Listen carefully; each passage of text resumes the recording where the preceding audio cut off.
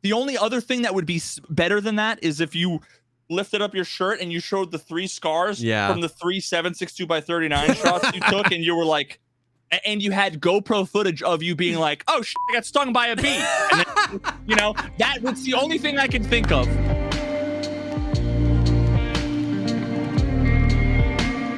What's up, everyone? Welcome to the podcast, a show dedicated to talking about all the progress things in life, like music, content creation, and video games. I'm one of your co-hosts, JesseKazam.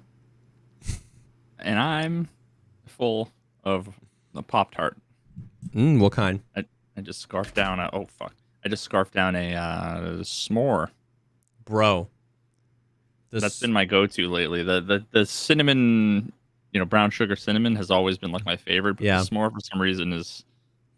The s'mores are so good. S'mores are so good. Normally, I'm like more of like a fruity kind of guy, like blueberry or something. But dude, in high school, I took a packet of s'mores Pop-Tarts to school almost like every single day, like throughout all high school. So dude, s'mores. Oh my god, did you ever have we had the Star Crunch cookies? Yeah. In our cafeteria, dude. Oh my god, there was never a better meal in my entire life than Wednesday chicken parm day. Chicken parm at school? Yeah, my like girlfriend in like 4th grade, her mom was the lunch lady, and she'd always hook us up. She'd always hook me and a couple of my friends up with an extra sandwich. We get 2 chicken parm sandwiches. What? We had to pay for the Star Crunches, but dude, those are so good. The little, for anybody who doesn't know, they're like round, these circular cookies that are basically like Rice Krispie. Yeah. Rice Krispies covered in chocolate but with caramel stuck. Oh, it's so fucking good. Star Crunch are so good. Dude, chicken parm sandwiches, bro. I remember I went to a few different schools throughout high school, but the one I went through the most was I remember pizza day. I remember getting a piece of pizza and then picking up the crust and it just separated because it was just still dough. There was just it hadn't cooked all the way. And I was like, all right. And so I just ate Cheez-Its Cheez-Its and Pop-Tarts most of that year for lunch. Yeah, I never brought lunch ever. Yeah. I suppose that's you're probably a fortunate kid, first world problem if you always eat lunch, right? Yeah, probably. Those Cheez-Its, Pop-Tarts, and hot fries. You ever have hot fries? Yeah. I wasn't huge on hot fries, but I mean, I'll fuck with some hot fries. Yeah. But not if there's just regular fries, I'd probably take the regular fries. Yeah, I guess. Although at Five Guys now, I've been converted. The Cajun fries are the way, getting the Cajun fries, yeah. For sure. The Cajun fries are absolutely the way. Oh man, now I'm hungry. And my wife was like, "I'm going out to get food." I'm like, "Are you going to be home before 6:30?" And she's like, "No." I'm like, "Well then, fuck. I guess I'll eat a Pop-Tart and have dinner afterwards." Nice. So what you been up to, homeboy? Not a whole lot. Yeah. I'm getting ready to start my very first subathon ever tomorrow. Oh, so shit. Tell me how it goes. I've never done it. I've never done one. Yep. So we got never even thought about doing one. The mattress. Yeah.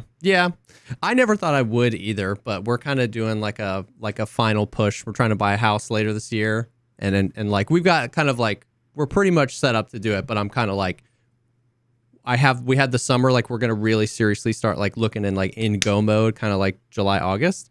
And so I was I have some time, and I was what if I why not? Why not just grind for 2-3 weeks or whatever and try and just give us some extra wiggle room, you know what I mean? So what does what does that consist of? I know because different people do subathons differently.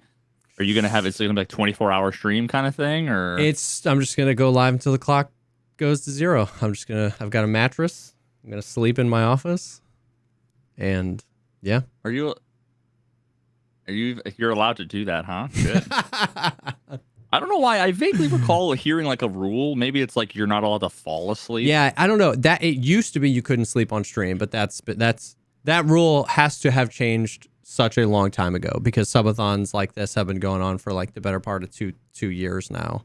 Pestely's done it, Valiant's done it, Ludwig was the one that kind of Yeah, there's a category on Twitch now called I'm sleeping or I'm only sleeping. And so like I do remember that being a rule back in the day where you weren't allowed to sleep.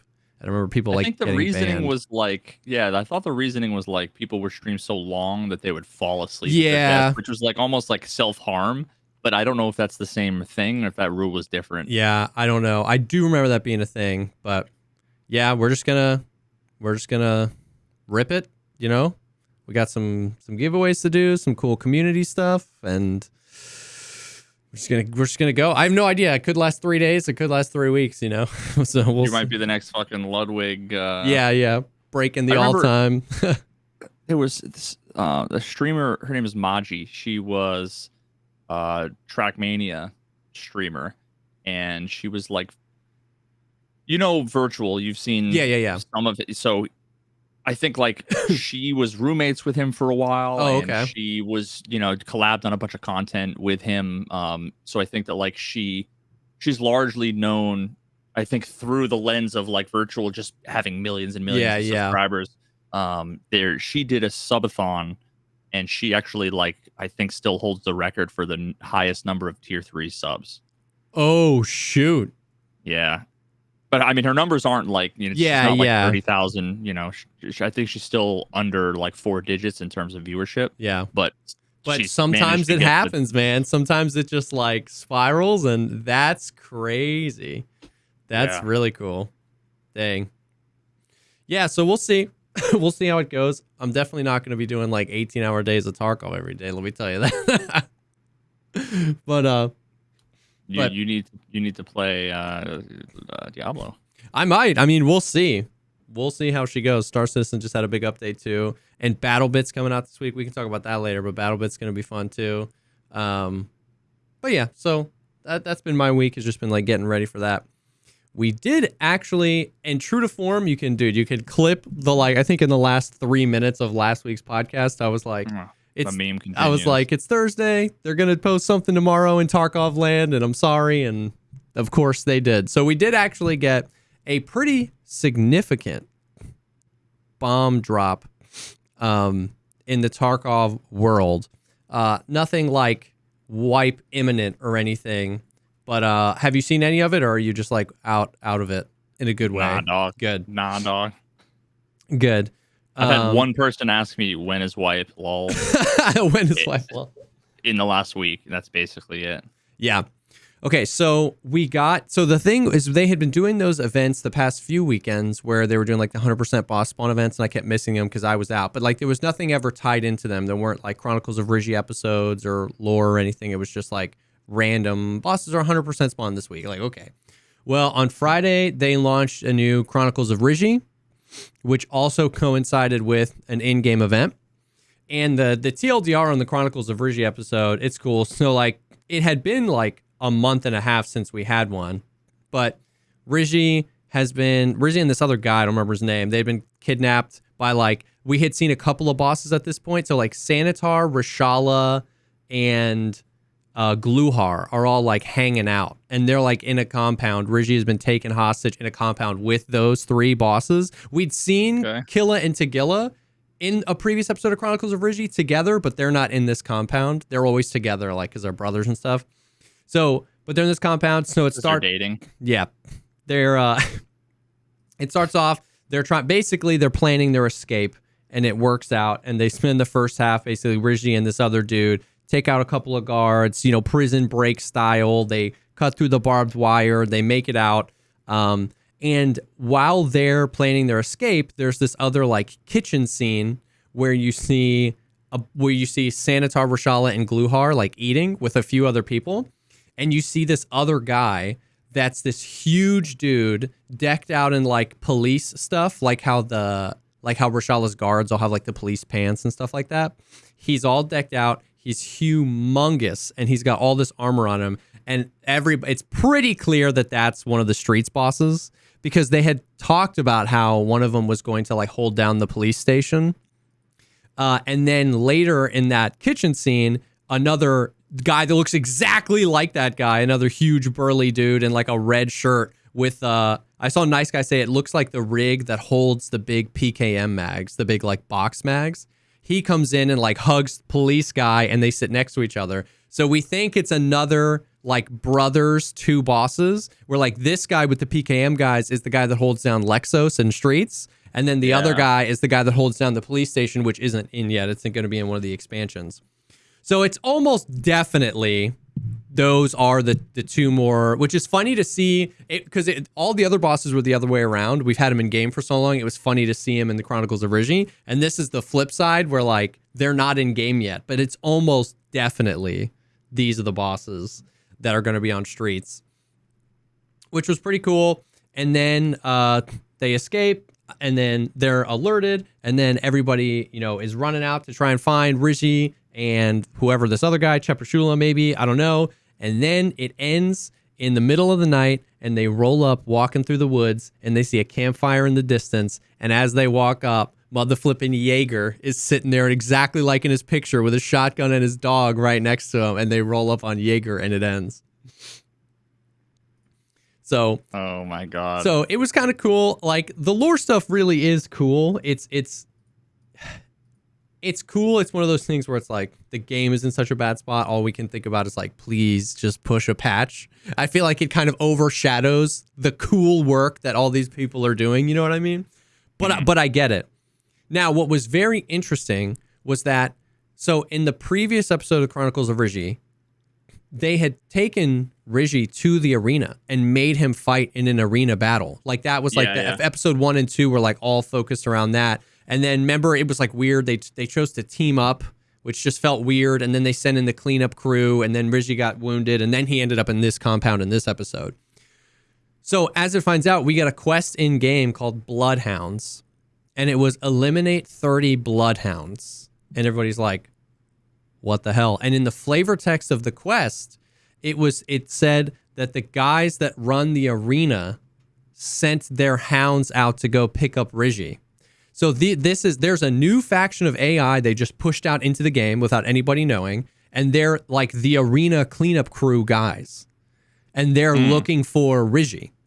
So that was a pretty sick, like we were still watching the Chronicles of Ridgey, and people were like, new quest, and there was no update, there was no downtime, and you would just go into a customs raid, and then there were the Bloodhounds. It was just like, so it was a really cool way to push it, and they did, and there's this whole new faction, and they spawn on customs, woods, and shoreline. They spawned in like 4 or 5 different places on all of those maps. They spawn in a group of 5, and they're basically kind of like, you know how the rogues were just like the raider AI, and then they redress them, and it's that. It's like the raider / rogue AI. They're busted. Yes. Exactly. Either still busted or stupid. Exactly like the rogues and the raiders. They have new voice lines, though. It's so funny because like the new voice lines are sick because it helps you identify them. You know what I mean? Yeah. But like it sounds... Is it Russian? Dude, yeah. It sounds like they recorded it on an iPhone. They were just like, the audio fidelity is so definitely different than the rest of the audio in the game. It was so funny. But they sing to you, and they do a bunch of other... Yeah, dude, no, 100%. Dude, it's so funny. But they have like new clothes. They have different gear sets. Like they can have like HPCs and Radiant armors, or they could have like lower tier stuff. They could have M4s, or like I think I saw some with a G36, a Val, helmets, new stuff. And so I don't know. It was pretty cool. The thing was, classic BSG. This is a 2-parter, by the way. You had to kill... So they were spawning 100% of the time. Let me set the stage for you. So they were spawning 100% of the time. 5 Bloodhounds per map, and they could be in a bunch of different places. And there's a new quest. The quest unlock is the ability to purchase 7.62 BP. So remember how they added PvP 9mm with the other quest? This was, now you can unlock BP. Mm-hmm. So obviously PvP nightmare in a good way, right? Like and it's not just on one location. It's like everybody spawns, they rush to the area closest. It all ends up converging on wherever they were. Tons of PvP on multiple different maps. A+ event. This is sick. New AI, everything. Wait a minute. I just died and I failed the quest. You had to kill 30 of them in one life. And every time you died, it reset the quest. Sick, dude. Dude, and it was like such a massive L. Like, it was so frustrating because nobody, like, Landmark put out a video and it was like the quest that broke Landmark. And the video was 20 minutes, a 20-minute montage of him trying to complete this and then giving up. So, like, I didn't even try. I killed 5 of them. I died, it reset, and I didn't even re-accept the quest because I was like, there's no way. There's no way. And initially, when it dropped, there was a bug where if you failed the quest, you couldn't re-accept it. So, sick. So I failed the quest, and I just, like, I got off for the day because I was like, I can't re-accept the quest.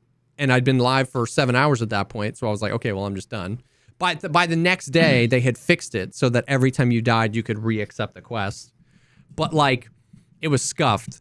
I mean, he ended up getting it eventually, and a bunch of people did. Like, Sheaf did it. That sounds like infinitely easier than... Isn't there a quest where you have to kill every scab boss without dying? Yes, but that's a troll quest. Yeah.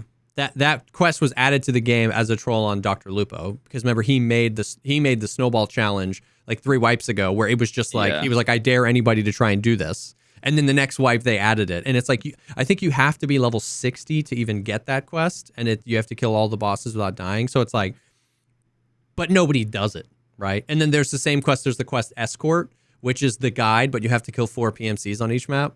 And if you die, I've never even attempted that. So, like, it was hard because the community is obviously very much so looking for any reason to just, like, dumpster BSG, right?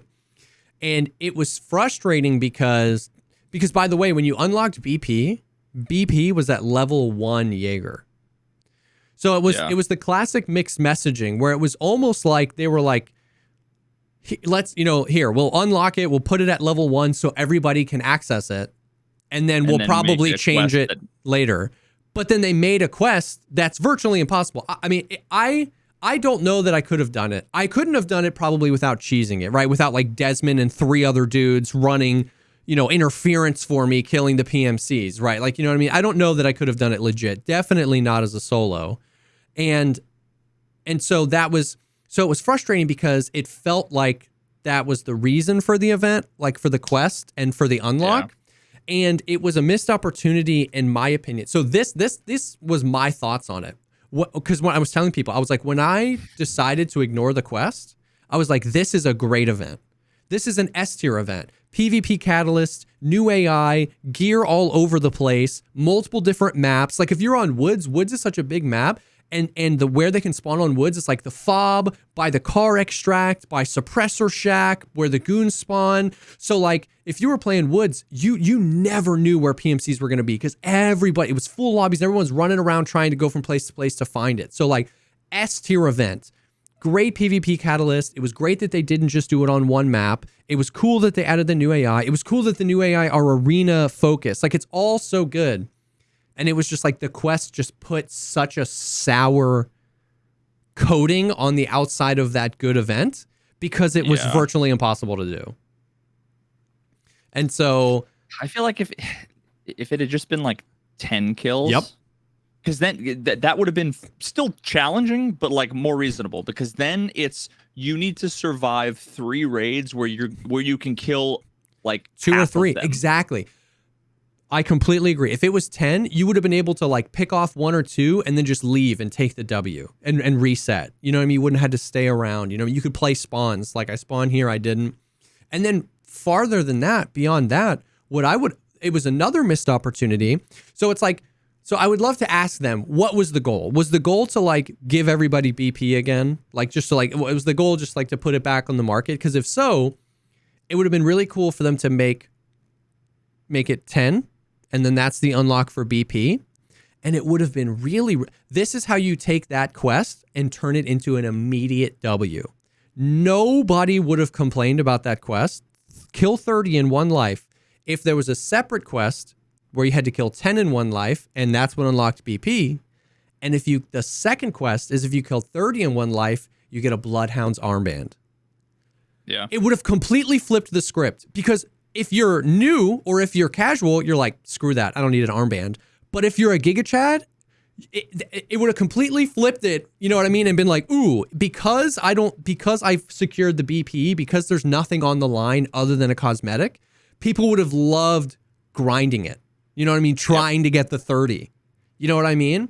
And how much time would it take for them to make a Bloodhounds armband? You know what I mean? Like, especially if they made it like persist between wipes. That would have been so sick. You know what I mean? So it's like, I hope that they don't take away from this that, oh, well, the quest was just too hard, it was dumb. It's like, just look at what you're trying to do. If you're trying to reintroduce something to the player base, make it something the entire player base can accomplish.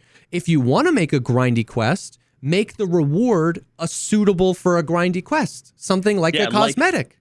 Like in Diablo, the first, I think, 1,000 people to get with a hardcore character, which is if you die, the character's deleted, to level 100, their name gets permanently put on like an in-game statue. Oh, that's so sick. You know, like have the name spray painted on a big brick wall in customs, dude, and have that dynamically update. You know what I mean? 100%. So I don't even want them to be like, to just hear that quest was too hard. It's, you're not putting the right pieces where they go. You know what I mean? Like, it's good and fun to have really hard quests, but don't make that the only quest, and don't make that the quest with the unlock for the thing everybody wants. Make the really, really grindy ones, the ones for stuff that only people that grind want to get, which is like an armband or a new voice line or a new top from Ragman if you killed the 30 in one life, and nobody would have been mad about that. You know what I mean? See, the problem is that you're coming at it from the perspective of logic and reason. Logic and reason, and like what I think is a healthier perspective for game design, which is, what do we want people to do, or what do we like? What are we trying to incentivize? Yes. What's the end result? They never asked that question. They started from, we have lore we need to introduce. Yeah. Let's add a quest in there, but it has to be interesting. It can't just be boring. And the only thing we can think to make something interesting is to make it really fucking hard. Yeah. Yeah. It was, at no point was it, we want people to want to grind for this. Yeah. We want people to, like, if you're the kind of person that's going to do that quest, you're the kind of person that has enough BP that doesn't fucking matter, that you don't need to buy exactly. It You've crafted enough of it anyway. You've crafted enough of it, or if you farmed enough fucking, I don't even know these days who even has BP, you know, like, but it's the true. rogues or whatever. Like, it's they true. just don't think about, what do we want from who, what, exactly, you know, and how can we get people to do that? Yep. You know, like, I'm sure Blizzard said, we want there to be hype around this game. We want there to be leveling. We want there to be competition. It's going to bring more people into the Twitch streams, which is going to bring more people, blah, blah, blah, blah, blah. Yep. So let's make an epic challenge yep. that is achievable, and we'll give them a fucking epic reward for it. Yep. But it's not a reward that makes the rest of the community feel like crap for not attaining. You know what I mean? Yeah. It's like, everybody knows that 762 BP is the best and everybody wants it. And like you said, the people that accomplish that quest are the people that probably have 2,000 or 3,000 sitting in their ammo boxes, not the people that haven't been able to use BP all wipe. So it's like, yeah, exactly. Yeah. So and then the weird thing is, they kind of flipped the script. So that event went live Friday, Saturday, Sunday. That was how it was. 100% Bloodhound spawn on all the maps. The quest is kill 30 in one life. On Monday, they changed it without a tweet, without an in-game update, and without adjusting any of the flavor text of the quest. They just changed it to, the Bloodhounds now spawn 30% of the time, and you keep your progress after death. But they didn't say anything about it. So people are still like trying to avoid dying as much as they can. Yeah, all of the people that gave up aren't going to even know. Like they gave up and stopped playing, so they're not even going to come back and try it or even look at the quest again to try it again. I'm not saying that this happened a lot, but somebody came into my chat on Tuesday and they were like, I'm so pissed. I had 22 out of 30 and I died. I rage quit the game and haven't launched Tarkov since. And it was Tuesday and they made the change on Monday. And I was like, bro, log back in. I think you kept your progress. And he was like, wait, what? And I was like, yeah, they changed it yesterday. And he didn't know. And he said he rage quit the game. Because BSG doing what they normally do, which is relying on people being in streams or on Reddit or watching on Twitter YouTube videos. Which is like, I can't begin to estimate. But there's a massive portion of people who play games that just aren't active in the communities 100%. Online for those games. Yeah. Or only active in one or two places. Like there weren't people making YouTube updates, or at least not many, saying, hey, they adjusted the quest. All the YouTube videos were about new event, new AI, new this. So if you picked up the game on Monday and you watched the video that was put out on Saturday, you wouldn't have even known. And then so that was kind of like, that was weird in its own right, because I still like that's much more doable, right? Because you can just kind of play the game and every time you run into them, try and pick off a few and eventually you'll get up to 30. But even that I like less than just them making it 100% spawn chance and you having to kill 10 in one life. You know what I mean? Yep. Because now that they're at 30%, it's like, how often do you run into Rashala? Like, dude, now that they're 30%, I'm having to re-explain this to so many people that like 30% doesn't mean you'll see them once in every 3 raids. It means every raid you have a 70% chance to not see them. Every raid. Like, you know what I mean? So it's like, on Tuesday, I played for 7 hours and I fought them once, wiped all 5. And the second time I fought them, we got there when the PMC killed the last one and we killed the PMC in 7 hours of playing customs. Now, some people were saying, I've run into them 4 raids in a row. And I'm like, I get it. Like, I believe you, but that's how statistics work, right? Like that's just that's gonna be how it is. So like it was nice that they made the change, because then I re-accepted the quest and I was like actually making a little bit of progress. But it was just so weird because like it was exactly that. It was you could tell that they didn't come from the lens of what do we want the players accomplishing, what do we want them to do, and do we want to give, you know, this subset of players something to do and then this subset of players something to do. It was just the opposite. It was like we have this event, we have this AI, we got to hype it up somehow, let's do this. Oh, everyone's mad, I guess we'll just leave it for the weekend and then we'll just change it. Because then it like cheapened the experience. Like Velian got it done Sunday night right at the end. And then Monday morning it was like, oh, you don't have to, every time you died, it doesn't take your progress anymore. And he was like, you know what I mean? So it just like, it was such a weird thing. But as per usual, I don't want to dumpster on them too hard, because the core of it was such a cool event. It was a good idea. It was executed well in the sense of like everything except for the quest. How they rolled it out, how it was linked with the lore, how it was linked with Arena, how there's new voice lines. They made them feel different. There were groups of 5 and they're like really aggressive, and it was a huge end of life PvP catalyst, but didn't just narrow it down to one map. There were 3, like it was so cool. So it's like on one hand you're like, more of this, but less of this, please. You know what I mean? Like, and I just hope that they can see that, but I'm worried that they don't, because obviously the feedback on Twitter and Reddit and all, it's just like L event, L this, so dumb, and then they change it and it's like, oh well, this is even worse, stupid, and it's like, that's not the right type of feedback. Like, I agree part of this was an L, but we need to like, but not other parts of it. You know what I mean? Other parts of it were actually pretty sick. So I don't know. I still like have a hard time believing wasn't there something that happened at one point where like rumor was that they hired some like Blizzard game designer? Dude, that was so long ago. They hired some community manager that came from Blizzard or something.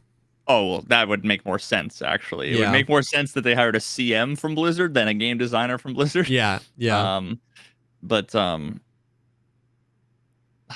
they just don't.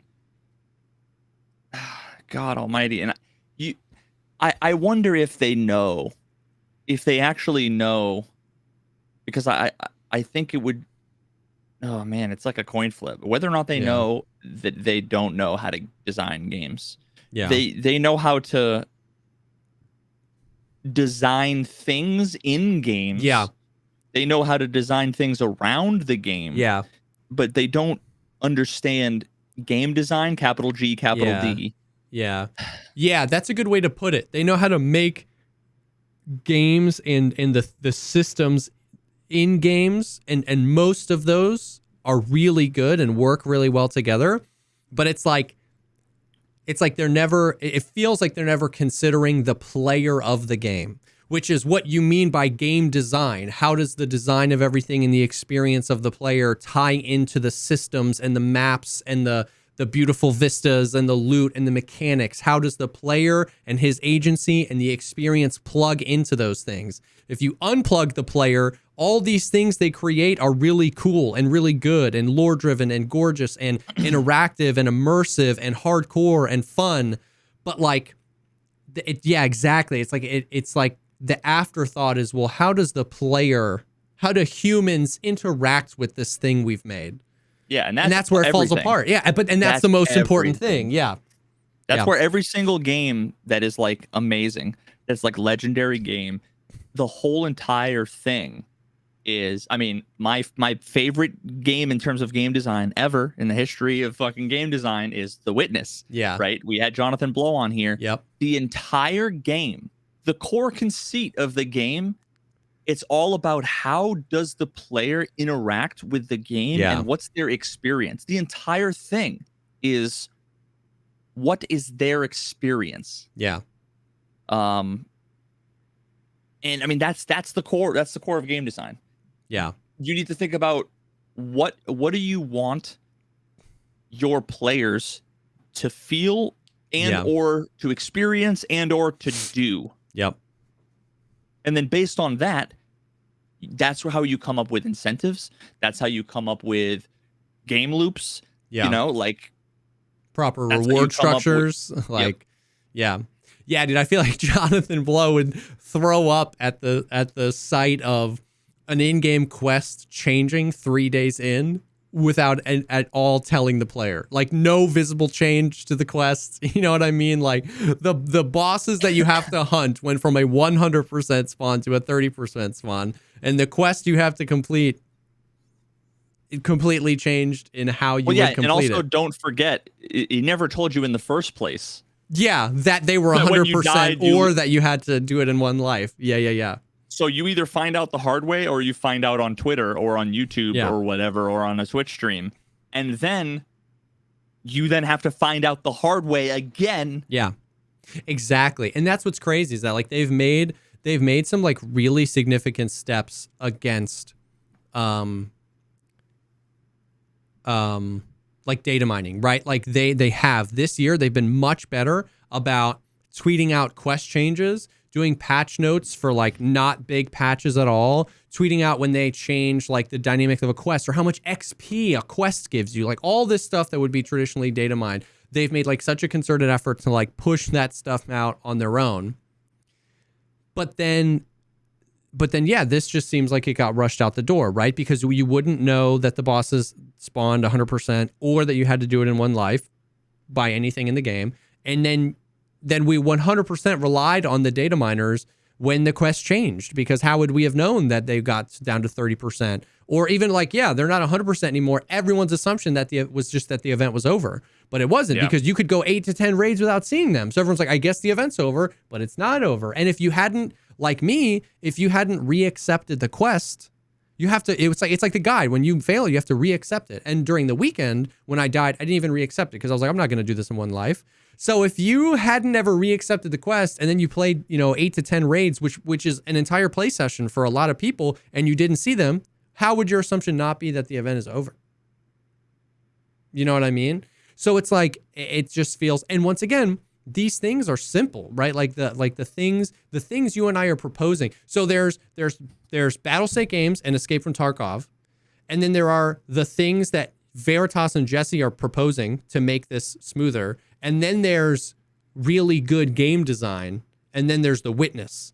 So like what we're saying, like how much time would it have taken a developer to model Bloodhound's armband? How much time would it have taken? Because there was, you know how they do this all the time. There was a message in the messenger from Jaeger, and it was like talking about like the arena goons and they're here, and that was like how we knew that they were arena.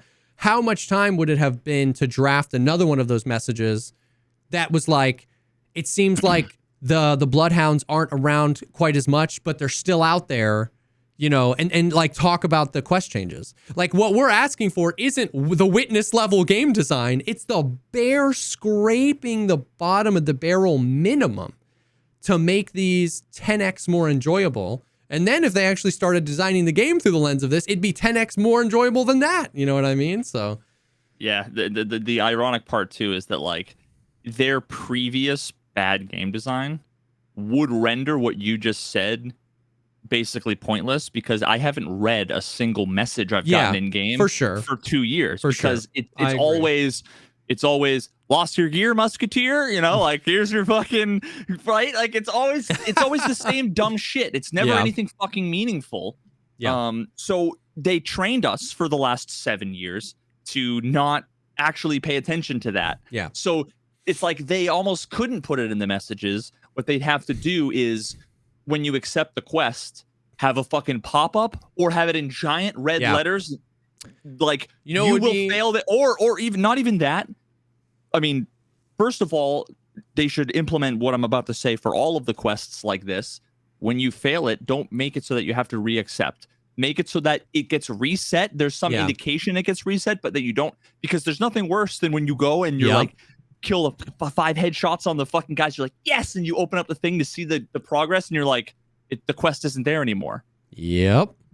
And you're like, what the fuck? You know how many times I've done the guide where I've made it through 3 maps, and then you make it through 3 more maps. Yep. Dude, what they could do, so like what I want them to do, because of it's going to break your immersion. I don't care. What I want them to do, because of how simple it is just like a splash screen, like every other game ever, right? When you launch the game, if there's an event, in between the game loading and you getting to the menu, there's a splash screen. And their artists are top of the game. Their artists are insane. They could be like these really cool things, Bloodhound in the background, and a little super brief flavor text, check your quests from Jaeger. And it talks about whatever. And you're like, oh, something's happening. And then they can do that again when something's changed.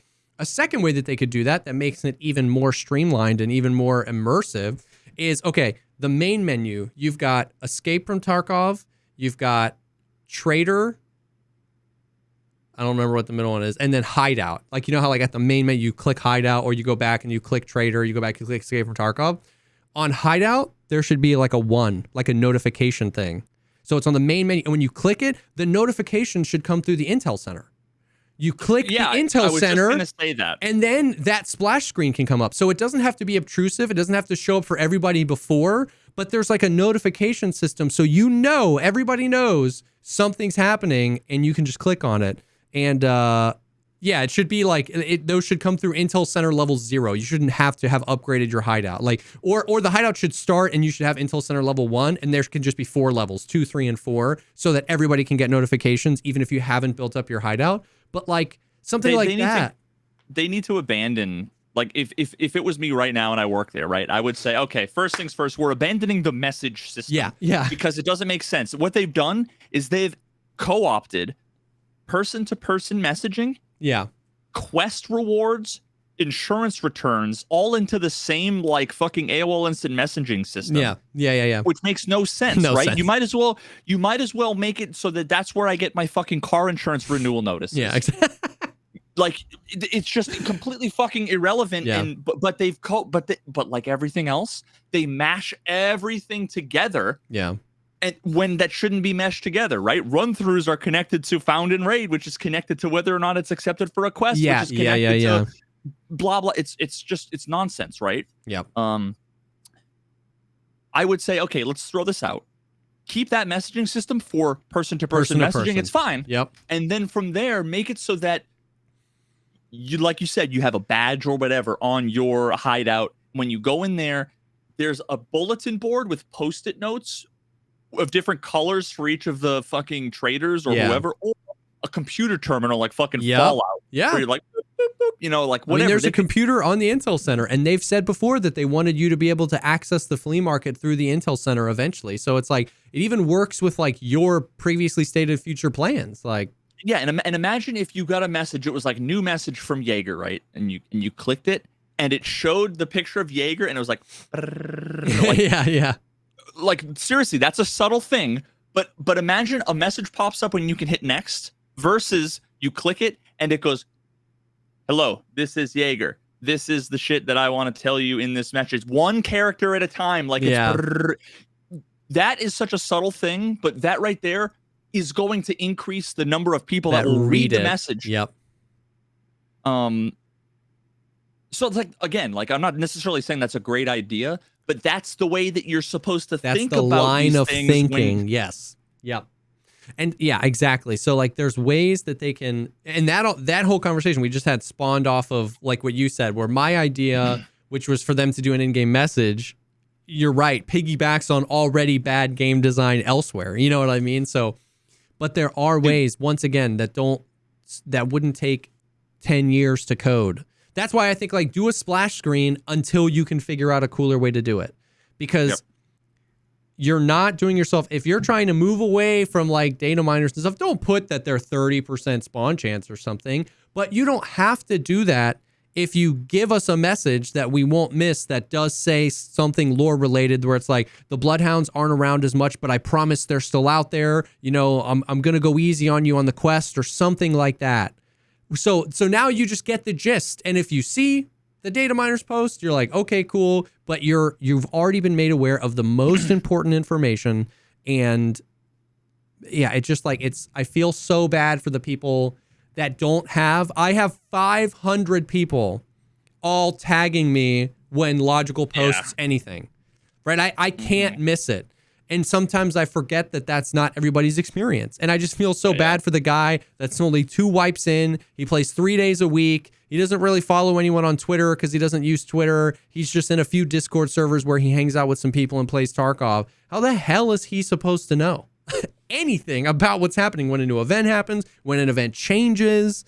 Like, it's just... BSG forgets that everybody learns everything from apps and videos and tweets and forum posts and wikis. Yep.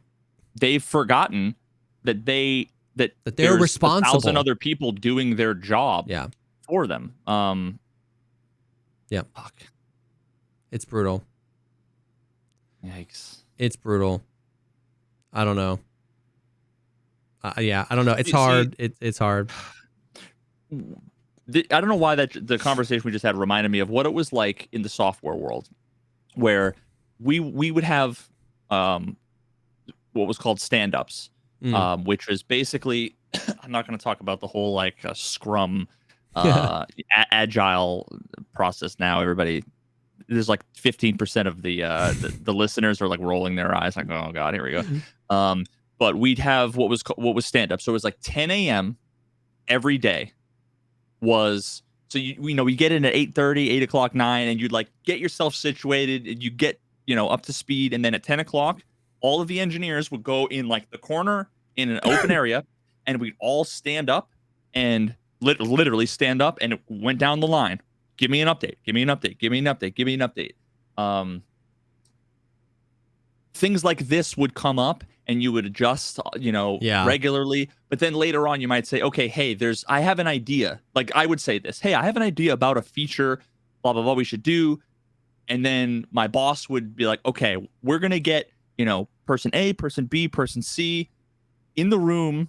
Yeah. And usually it was like the 2 developers that were going to be working on it, the person, like the manager usually, and then or a product manager and a UX person, in a room at 12 o'clock or 1 o'clock after lunch, we're gonna have a meeting, and we would sit there with the whiteboard, and we would have the conversation we just had about maybe we should do this with no, and you scratch that out, and you'd end up with coming up with a design. The UX person would then be sketching up. Okay, we're gonna want to do this. These are the things that we care about. These are the things that we want to make sure that people can see it. We want to make sure that people aren't going to ignore it. We want to make sure that, what do we want?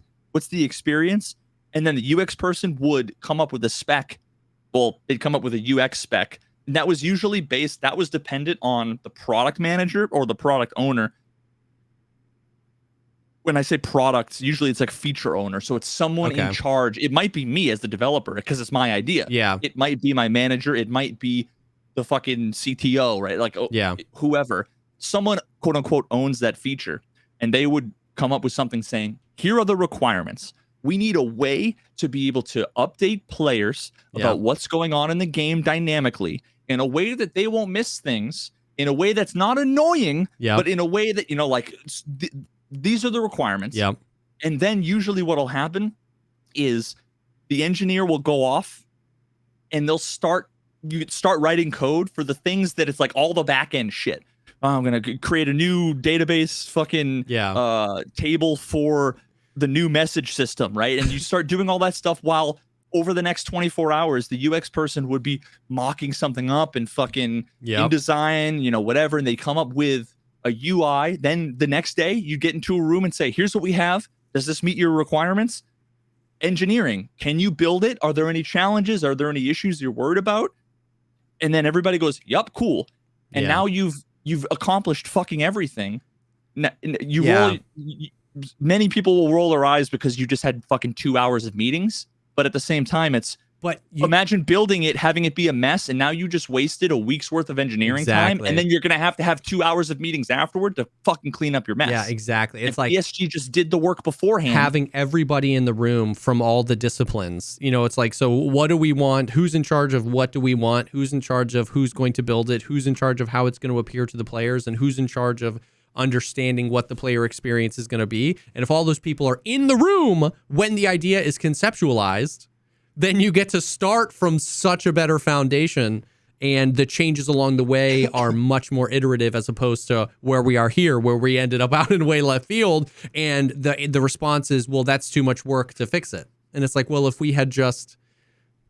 Yeah, and see, there's two different alternates, right? So that right there, that was when I worked with a team of like 12 people, and we had like one UX person and like one product manager, and it was like small enough that it still worked. Yeah. That was like agile.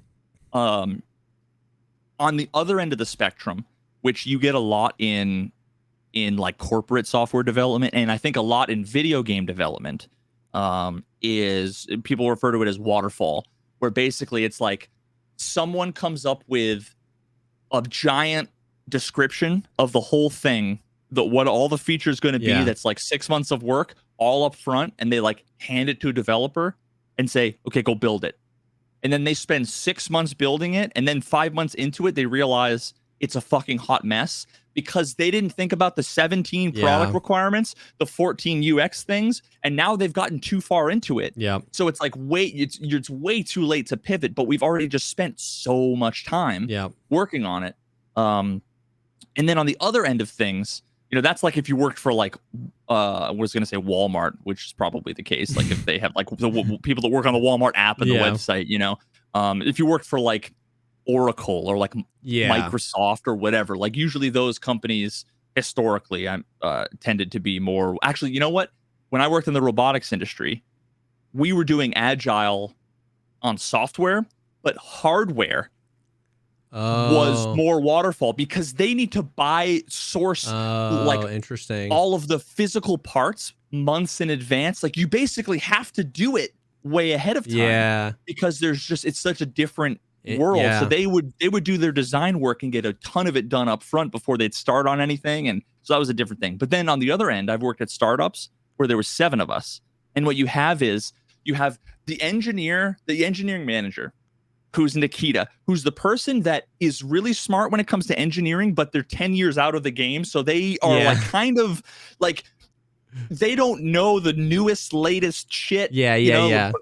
But they've got a bunch of knowledge. They are great at like managing a bunch of younger, smarter, up-to-date engineers, but they are kind of a little bit out of it. And I'm at the point now where I haven't been a professional engineer for 3 years, so like I'm already fallen back. I'd be a great fucking manager. Yeah, but it would take me probably 3 months to get up to speed about like, oh shit, there's been like 3 new OSs and all this new frameworks that everybody's using. But so you'd end up with the manager who was like half understanding the tech but they'd have a really cool idea about like what the feature was, but they were an engineering manager. They're not a product manager. They're not a UX designer. They're just someone who's like, I would describe it as the average streamer who's like, you know what? I think they should do this in the game, where it's like, it might be a good idea, but at the same time, it also might be brain dead from the perspective of game design. Like, and then you have a bunch of engineers who are all like, half of them play the game, half of them don't even use the product. They just care about how annoying it's going to be to build. And then those are the people in the room. Yeah. There's nobody advocating for the user. There's nobody's thinking about the experience. There's nobody. And those are the only 7 people you got. Right. Yeah. Basically, what you end up with there is like, let me think. Like Landmark and Pestily like come up with the new feature in the game. It's like they'd probably do as good as BSG, which is like,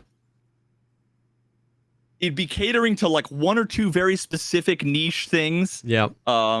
Probably wouldn't be the greatest thing for like the average common player. Yeah. And would be cool but miss the mark. Yeah. Like, yeah. Because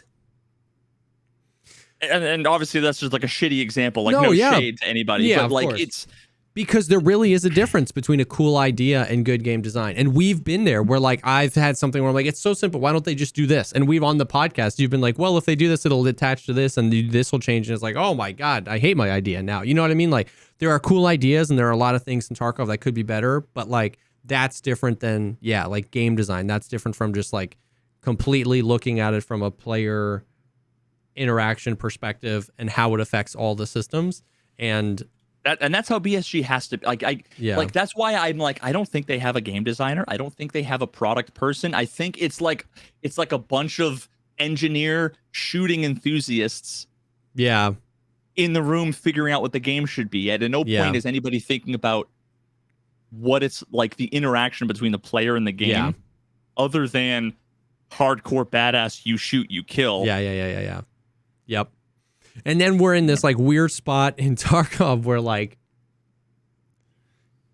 people get weirdly married to the bad game design. Like we've talked about so many times, the hardcore moniker, you know what I mean? Like if this was Call of Duty, everyone could agree that this is stupid, but just because it's labeled itself as a hardcore game, like now there's just so much defense for the bad game design, which just muddies the water. You know what I mean? Like, and it's just, it's so brutal. You just perfectly described. I recently got a comment on one of my older videos. Let me see. I want to see if I can find it. Fuck. No. It was something along the lines of like I used to be one of those people that like thought that all of these really frustrating, annoying things were like good and smart and intentional. But now I realize after playing the game for 6 months, like as a new person, you just sort of take for granted everything. Like, this must be the way it's supposed to be, right? Yeah. And he's like, now I realize it's just bad game design. Dude, man, we should get that framed. We should put that on some merch, bro. It was, it was crazy. It's, I don't know. It's sad. Dude, it was actually super cathartic. So I watched the video, the Landmark video, the quest that broke Landmark, and he was trying to do the quest. And like, bro, the more I would love to have him on the podcast.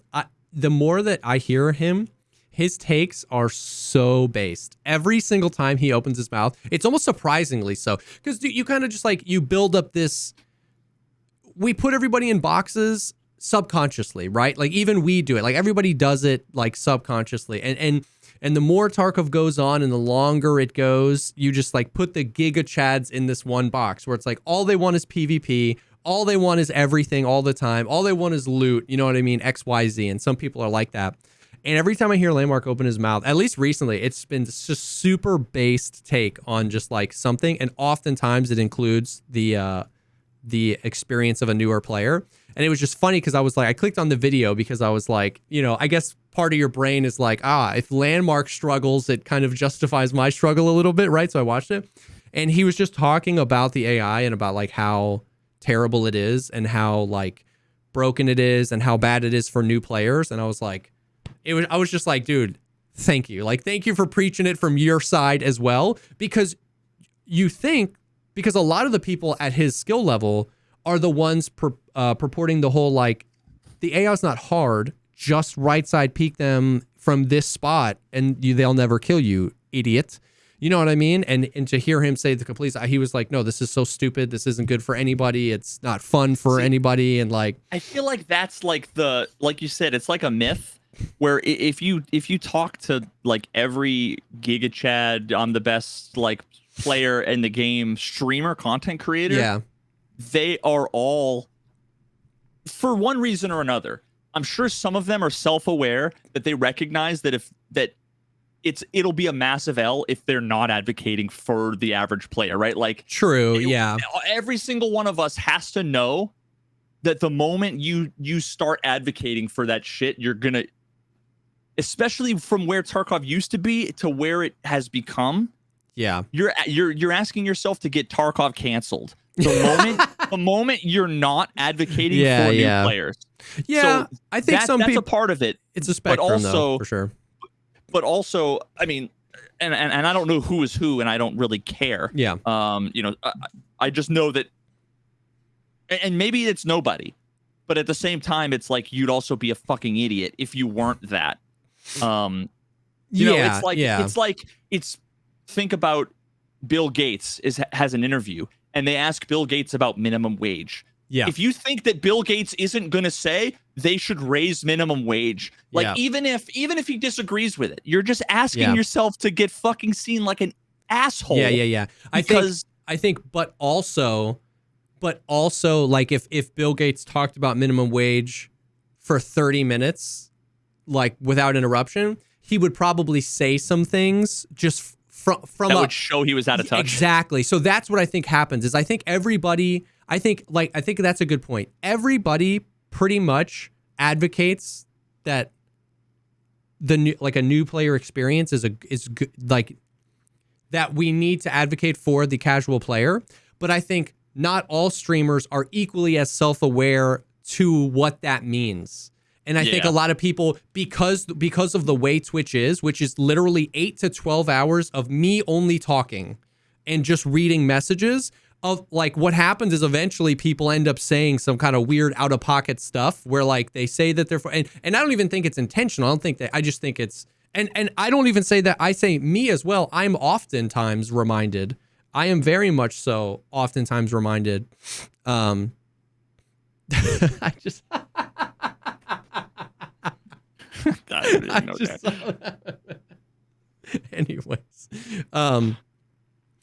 Anyways, I'm oftentimes reminded of the things that I don't realize from the new player as well. So anyways, all that to say, it was just good to hear other people, like, because I just, like you've said many times, I just don't have time to watch everybody's content, right? Like, you know what I mean? I've got 2 kids, I've got a wife, I got a YouTube, I got a podcast, I got a Twitch stream. Like, I just don't have time to watch everybody.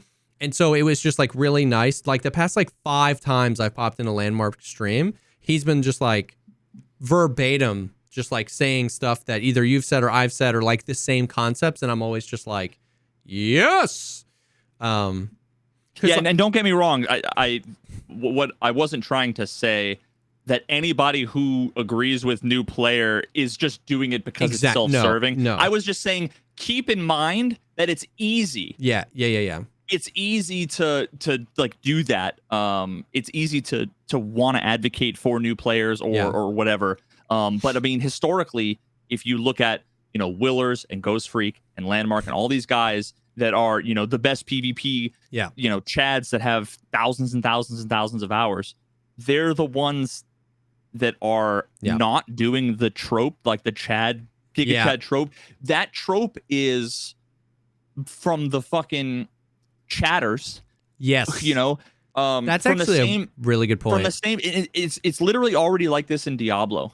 I swear to God, there's already this in Diablo where someone will come in and I'm going to be quoting one of my homies, Tarkov person, who basically like they weren't doing exactly this like quintessential thing that I'm talking about, but it was more or less the same kind of thing, which was like, you're level 70 and you're only doing 10,000 damage. I'm doing 250,000 damage. That's weird. And it's like,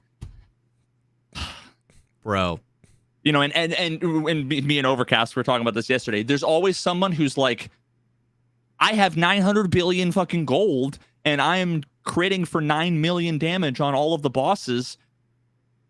What's your problem? Dude, kind of thing. bro. It's the same with Tarkov. Where's your money? You know, I don't have any problems making money. Bro, yeah. Dude, recently I had somebody come in and be like their first, it was like, and I love it when it's like first time message, you know what I mean? It was like, bro, Landmark has so much more money than you do. Like that was the first time message. And I laughed. I was like, he's much, much better than me at this game. I was like, I make no mistake. And he was like, he was like, yeah, bro, but like for how much you play, I would expect you to have closer to his. And he just like kept going. And it's like, I wasn't even mad because it was so stupid and so brain dead that it was just like, and then somebody came in like a few weeks later, did the same thing with my survival rate. And they were like 6,000 hours and only a 58% survival rate. And I was like, dude, 10,000 hours and a 33% survival rate. I was like, dude. Oh my God. I was like, dude, I don't know what you guys are talking about. And then at the go ahead. No, I was going to say the next time, if you're one of these people, you might, if you're one of these people, you're not aware of it. So what I'm going to say is if you're ever confused by something, if something doesn't make sense, rather than point out the confusion in a way that is very likely going to either come off as toxic or be seen as, you know, whatever, rather than do that, what you should do is take a step back and think, how are my assumptions wrong? Yeah. My assumptions that are leading me to be confused, and that might be higher survival rate or more money equals skill. Yep. Or it could be number of hours equates to more skill. Yep. Or it could be like whatever. Take a step back and ask yourself if your fucking base assumptions about what you're talking about are remotely coherent. And actually, I will go so far as to say, take it a step further. Ask yourself, let's assume I'm wrong. Yeah. Where am I going to be wrong? Assume I'm wrong. Assume that the opposite of what I think is true. Try and figure out how that could be the case. Yeah. Yo. That's the scientific method. Yep. You're trying to falsify a hypothesis. You're not trying to justify your own. You're trying to falsify it. Dude. And this is such a good example of that. The one I couldn't remember, I was like, man, I think this happened again recently. The one that happened like just earlier this week was somebody came in and they said, bro, you're level 63 and you have all these hours in Tarkov and you don't have Kappa. And I didn't tell him that I got Kappa 3 months ago and deleted it along with everything in my stash. And now I have 33 million rubles in a stash full of gear again in only 2 weeks. I just said, no, man. Like, I don't think Kappa's that big of a deal. And he just like kept digging his grave. He was like, bro, you play this game so much. And then other people were like, bro. And he was like, no, Kappa really means something. Like the fact that you don't. No, he said this. He said the fact that you don't. He said anybody that plays Tarkov as much as you do and doesn't have it really says a lot about them as a player. And I just wasn't even tell him. And it's the same thing that you said. You said, maybe next time you just want to say something stupid, think, what if I'm wrong? If I'm wrong, wouldn't it make me look like an ass? Yeah, and say, exactly. And if you don't want to look, that's how I live my life through that perspective. I don't want to look like an ass. So every time I say something, I just say it through the lens of, what if I'm wrong? So how do I phrase this? So you could phrase it as, have you gotten Kappa yet this wipe? Or are you planning to get Kappa yet this wipe? And then to that, I would be like, hey, I got it. I deleted it for a meme. You got that information and you didn't look like a dickhead. But when you come in and you just come in hot, and it took me like 10 minutes to tell him And then he was that's like, what you were probably hoping and praying, like, chat, don't tell him, please don't. And then what does he say? Well, I didn't know. Well, maybe you should Exactly. start by thinking that your base assumptions might not necessarily be right and operate from that. Yeah, dude. I was like, that's not the defense you think it is. You didn't know is that when someone clicks on my stream, I assume 0 of them know that I got Kappa and deleted my account. I just hope you don't assume that I suck at the game because I don't have Kappa 5 months in. You know what I mean? Like, it's like, dude. Well, there's like 19 assumptions too. He assumed that you didn't have it because if I don't see it, that means you haven't gotten it. Yeah, yeah. Or if I don't see it and you haven't gotten it, that means you couldn't get it. Yeah. Right? Like there are people that are just like, I don't feel like it, but who could easily do it, right? There are people who like, there's just so many assumptions where along the way, if he had said, how could I be wrong? Well, maybe he got it. Or maybe he didn't, or maybe he could get it, but he didn't care. Maybe he got it and got rid of it. Maybe he has a different account. Maybe, but nobody ever does that. That would have been another way to do it. Is this an alt? Is this an alt account? I would have and have taken offense. I'd be like, oh no, I deleted my Kappa. You know what I mean? Like now I will say though that is usually, I guess that's true. That for me is like, I just assume they're either like those types of people who will say that. To me is like some of those assumptions are still there because it's like there's no way this is your real account, right? There's no way. Yeah. So that I guess that's true. Some of those assumptions. So like this wipe, I started late and then didn't, and I only played on and off a little bit while I was. So a number of people would basically say, "Oh, did you reset your account?" Yeah. And it's like, nope. So I'd say nope. And then I would wait for them to go, oh, well, then where's your money? Yeah, or, then why do you only have a gamma? Like, bro, it's like maybe I just have played it once a week for fucking 2 months and then I quit forever. And then, you know what I mean? Like, but people just don't. Yep. It was wow. Are you borrowing a homeless man's car? or do you just drive a 99 Camry? Yeah. Oh, okay. Wow. Interesting. Yeah. Huh. Yeah. I would have just expected somebody who, oh my God.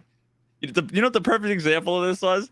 Me and my wife have been watching Kitchen Nightmares. Okay. Because you can never get enough fucking Gordon Ramsay. Never. And in the last episode last night that we saw, the chef who was like trash tier, like, Gordon was just ripping him apart. He had a sick, brand new BMW, like 5 Series with A1 chef as his vanity plate. Oh my God. And he couldn't afford to pay the fucking bill on the car and his license plate. So, but you would look at him, the same person who would say, "Where's your Kappa?" is the same person that would look at him and be like, "Where's your BMW?" To the guy who has $1 million in a fucking mutual fund, and doesn't and has no debt. 100%. But they would look at somebody driving a BMW and assume, well, they must be successful. Like, hell yeah, bro. Because I can't conceive of anything that isn't skill equals money or success equals car in real life. It's the same kind of people that are just, they're so shallow in both the normal sense of the phrase shallow, but also like just shallow thinking. Like you can't think any deeper. There's no critical thought at all. So that was a good one. That was a good one for sure. But yeah, I don't know. But yeah, as far as Tarkov related things, that's pretty much it. We had that. So very interesting that we got a Chronicles of Rigi and an event at the same time. It's weird because the event didn't go away. Like, it's still, as far as I'm concerned, it's still, the Bloodhounds are 30% and the quest is still active. So it's like, I don't know if they're just like leaving them up for the rest of the wipe or something. Like, I don't know. It's interesting. But I'm not at all like I'm way too tired to be like, I think this could be pre-wipe, you know what I mean? But the things I was looking for that are going to take us towards our next major updates or a wipe was like all three of those things being connected, like Chronicles of Rigi, the arena, and like events in game that are relatively economy breaking, because those are what they normally do. And in the podcast earlier this year, he kind of mentioned that he was like, it's all connected. He was like, the wipe, the next big patches, arena, Chronicles of Rigi. And it also makes sense why they did 2 episodes, and then it was 2 months since the last episode, I think, or somewhere near 2 months since the last episode of Chronicles of Rigi, and then we got one. So I'll be interested to see if this weekend they follow it up with another episode and another event. I think if so, then things might actually start ramping up, or if they're like starting with a slow burn and there's nothing this weekend, we get something next weekend. So it was interesting that we kind of got the whole triple threat this weekend, and exciting because there was something to do for over the weekend and stuff. So we'll see, but nothing other than that. More of the same. Yep. More of the dying behind walls and arguing with people about why people telling me why aim punch is a good thing and why you move when you get shot in real life. So I'm so glad. I'm so glad I forgot how bad it was. Dude. But did you know that though? Like if you get shot in real life, like you flinch. So I don't understand. If you get shot, it hurts, which means you cry, which means the tears get in your eyes, and when tears are in your eyes, they're salty, blurry. Yeah, blurry vision. Yeah. Like, so. You know what else happens in real life? When you die, you don't respawn. Yeah. So I'm just saying. Yeah, your insurance, it comes in the form of money, not the shit you were wearing when you died, and it goes to the people who survive you, not you. Yeah. So, I don't think that like Hinduism, they talk about like reincarnation. I'm fairly certain that it doesn't apply. People are in the same kind of way. People are talking. Tarkov is an elaborate ARG all about Hinduism, and yes, yeah. I'm just saying that like everybody says that BSG's in cahoots with the cheaters so they can sell more accounts. If they really want to take this hardcore label to heart, then $130 account. If you die, it's GG's, bro. It's like you don't respawn in real life, okay, bro? Like, come on. Oh, dude, the best message in chat has to be read by fucking Uneventful, actual like Army Special Forces fucking Giga Chad. He said, "You wouldn't believe the number of times I shot somebody IRL with 5.56 and thought I missed because there was no reaction at all." And the mic has been dropped. Oh, damn, bro. Damn. God, I wish oh my God, I wish I had that personal knowledge so that I could drop it on them. Yeah. I don't wish I had that knowledge either. Yeah. But it's like, that's the only way that you win that argument. Yeah. Is when someone says, well, what do you think, dude? You just sit there. And the only other thing that would be better than that is if you lifted up your shirt and you showed the 3 scars from the 3 7.62x39 shots you took, and you were like, and you had GoPro footage of you being like, oh shit, I got stung by a bee. And then, that was the only thing I could think of. The only thing I could think of that would top that is if you had video proof of you being shot by something and you not even reacting to it. Yeah. That's the only thing I could think of. Yeah. That would be the ultimate answer. Dude. To every chatter. It's crazy because, so you and I have stated ad nauseum that like realism, it just doesn't matter. Like realism, I don't care about realism. But it's crazy because almost all of my recent takes about Tarkov, people that have seen combat agree with.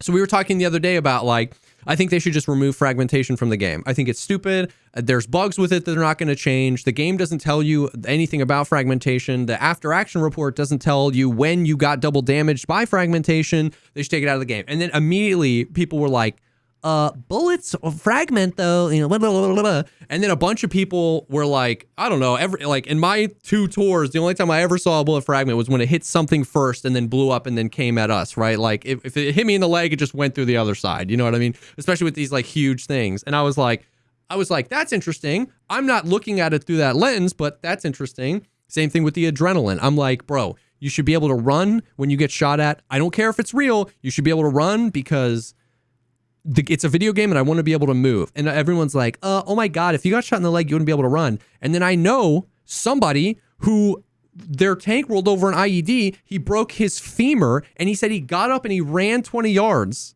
and then just fell over and couldn't get back up.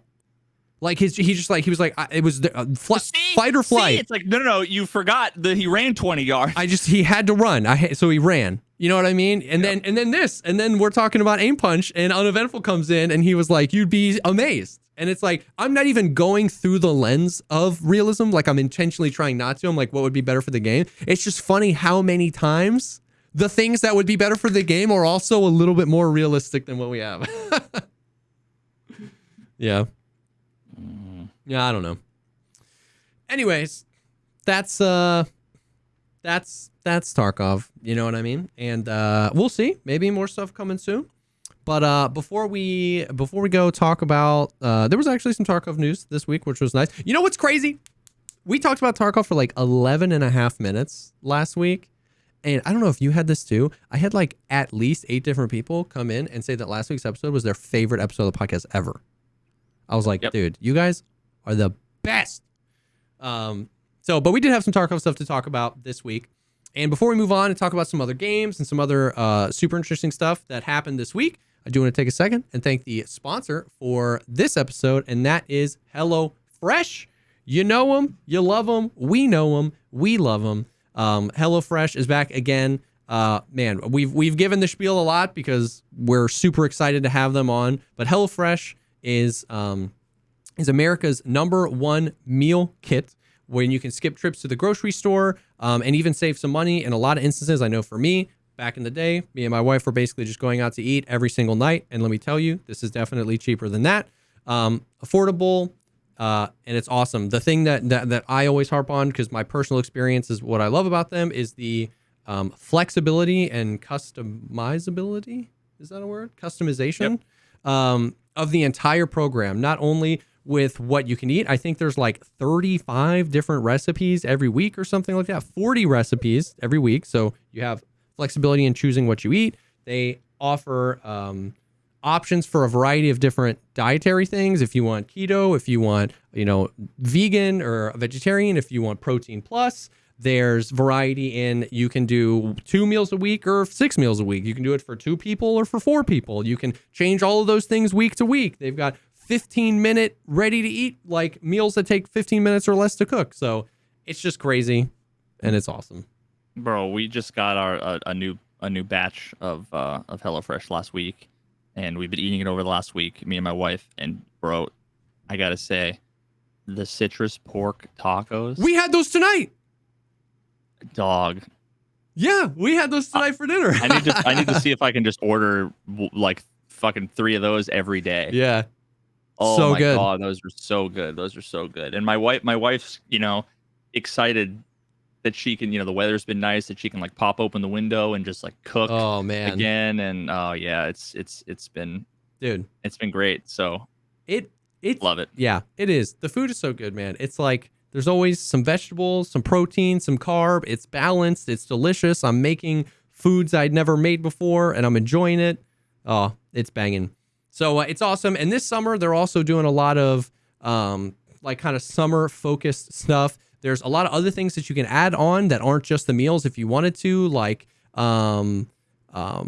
snack boards and pretzel bites and spiced bar nuts and stuff like that, which is really cool. We've done that a little bit. But it's cool. No matter your lifestyle, you'll always find some delicious recipes on HelloFresh.com. They've added pescatarian and veggie options, which is really cool. So it's awesome. They're good. You should definitely go check them out. You can go to HelloFresh.com/Pogcast16 and use code Pogcast16 for 16 free meals plus free shipping. That's HelloFresh.com/Pogcast16 and use code Pogcast16 for 16 free meals plus free shipping. HelloFresh, America's #1 meal kit. Thank you again for sponsoring this episode. I just decided that's how I'm ending every. All the HelloFresh. Yeah. Oh. So, what other games have been going on? You've been just still grinding out some Diablo?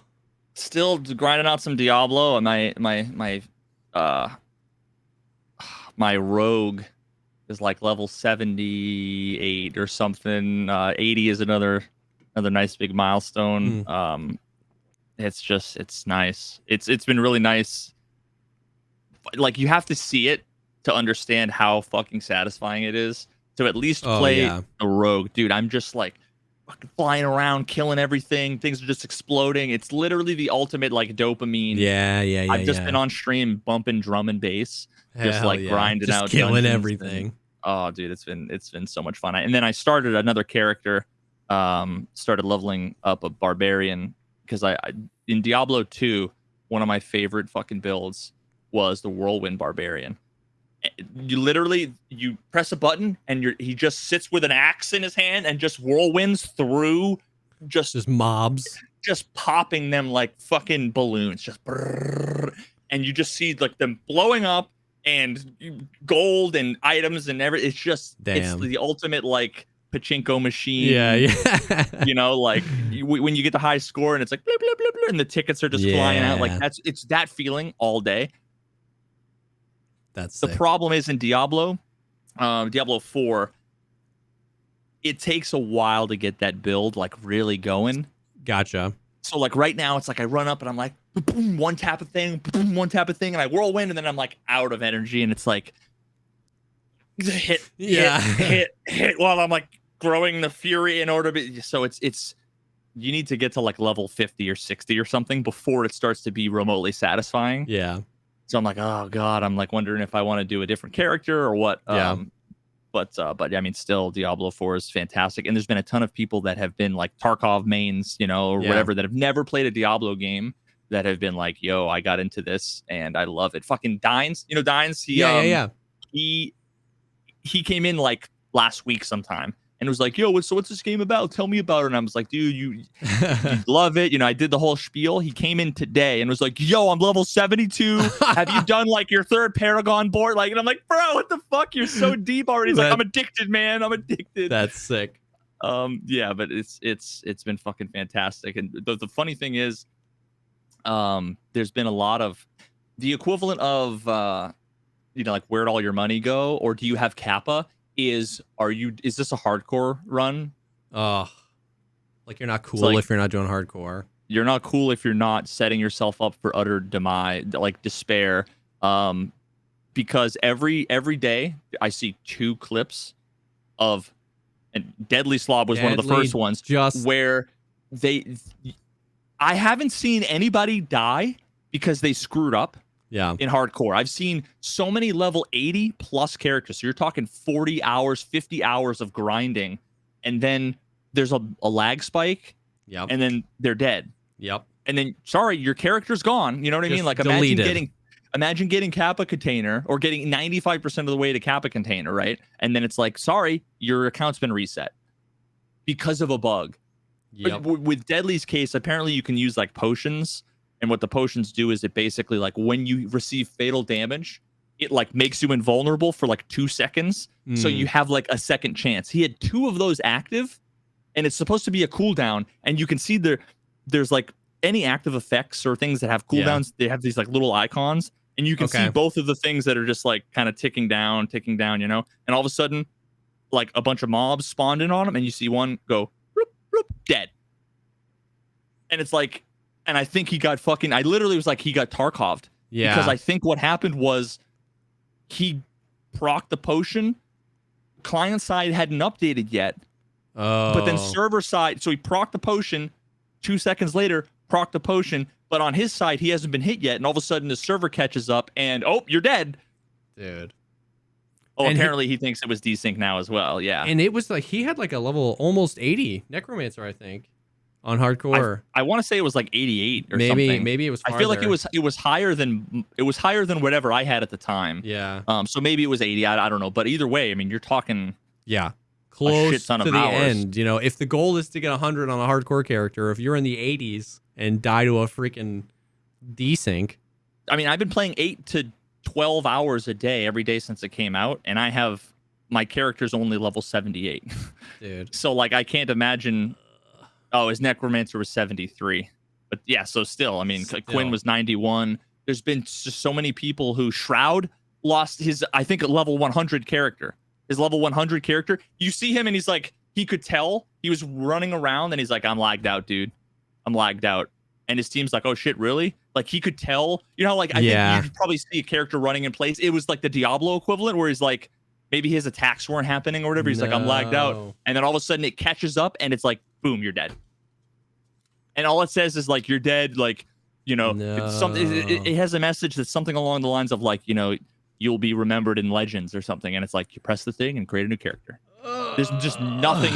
So when everybody's like, oh, you're doing a hardcore, I'm like, no, I'm not doing a hard. Like, first of all, I don't plug my mouse in enough for me to ever want a hardcore because my mouse dies and I'm like, whoa, what the fuck? While I'm in the middle of 600 mobs. I don't want to have to care about that shit, right? When my wife comes down and taps me on the shoulder and scares the shit out of me, I don't want to die because of that and then like resent my wife for ruining.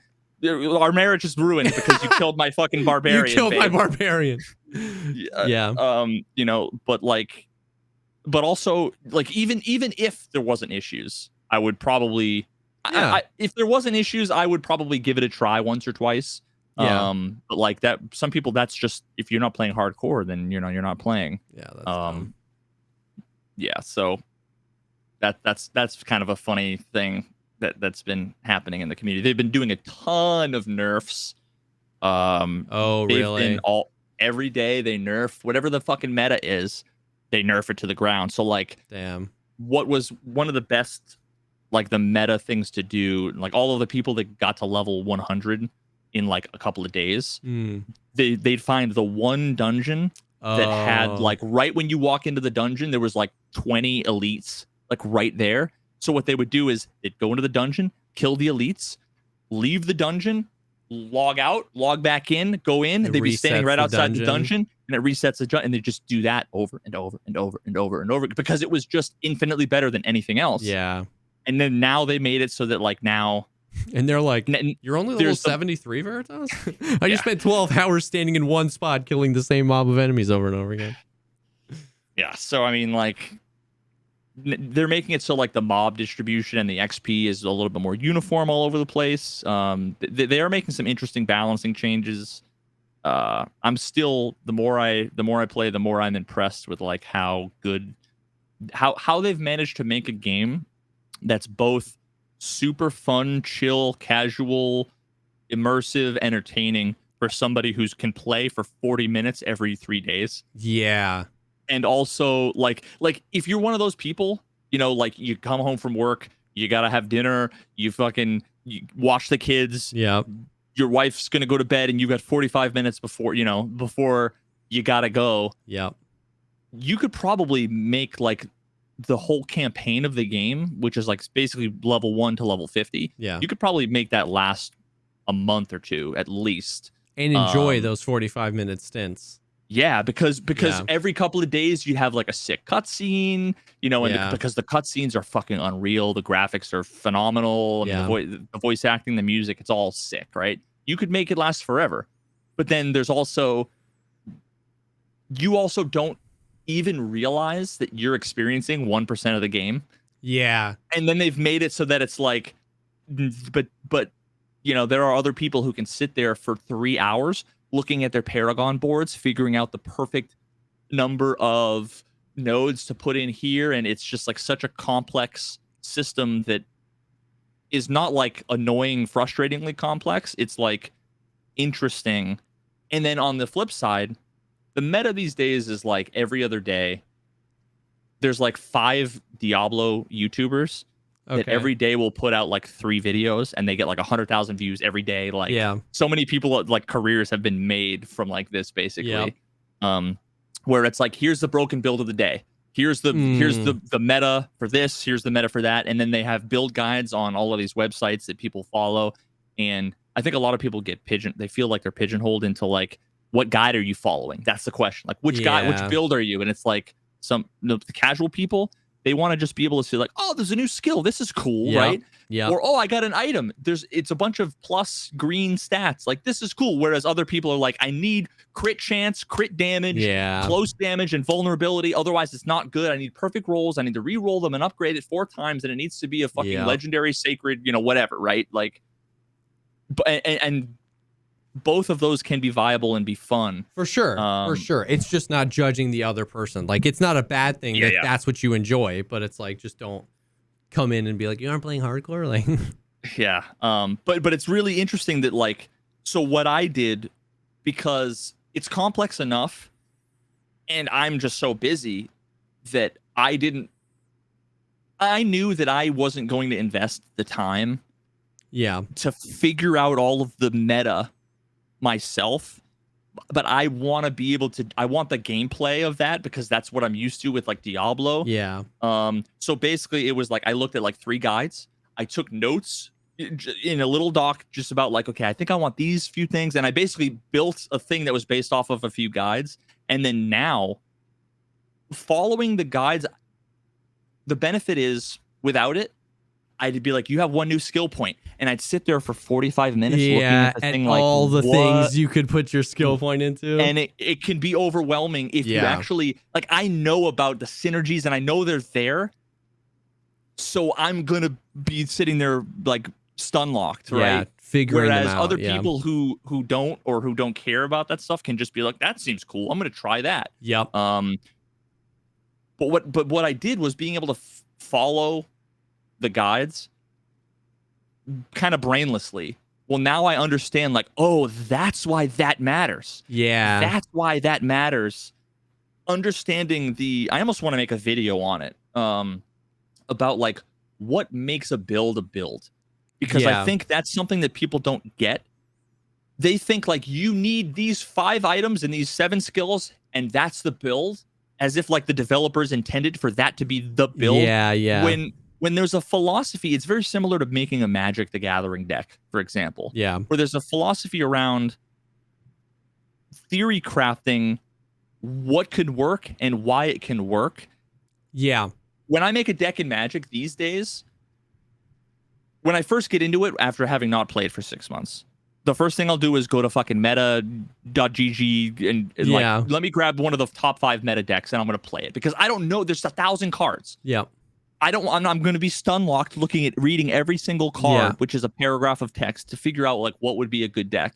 Or I can just grab it, play it, and while I'm playing it mindlessly, I'm seeing all of the cards in the sets. I'm learning what the synergies are. I'm seeing and I'm even understanding, like, oh, sometimes I wonder, this card seems like it makes no sense in this deck. And I have the hubris so often where I'm like, I'm going to replace it with this card because it seems like so much better. And then there's a situation where I play against like the mirror match, and I see someone using the card and like, oh, you're supposed to discard that card because you have another card that returns something from the graveyard. Like, I was never going to cast this card, so why is it in the deck? Well, because you don't cast it, you return it from the graveyard. So it's oh, fuck, you know?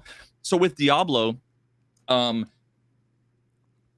you'll see a skill that's like, when an enemy is vulnerable, you are more likely to do like a critical hit. And it's like, okay, cool. So that means like when I'm going to do more damage to them, I'm going to do more damage. Okay, cool. But once you can digest that that's in the game, later on you might see something that says every time you critical hit an enemy, you're going to regenerate like half of your energy. And then there's another skill that says whenever you trap an enemy, make them vulnerable. And now you see trap makes vulnerable. You can plot a line. When you crit, you do this, and it's like, oh, now these 4 pieces come together.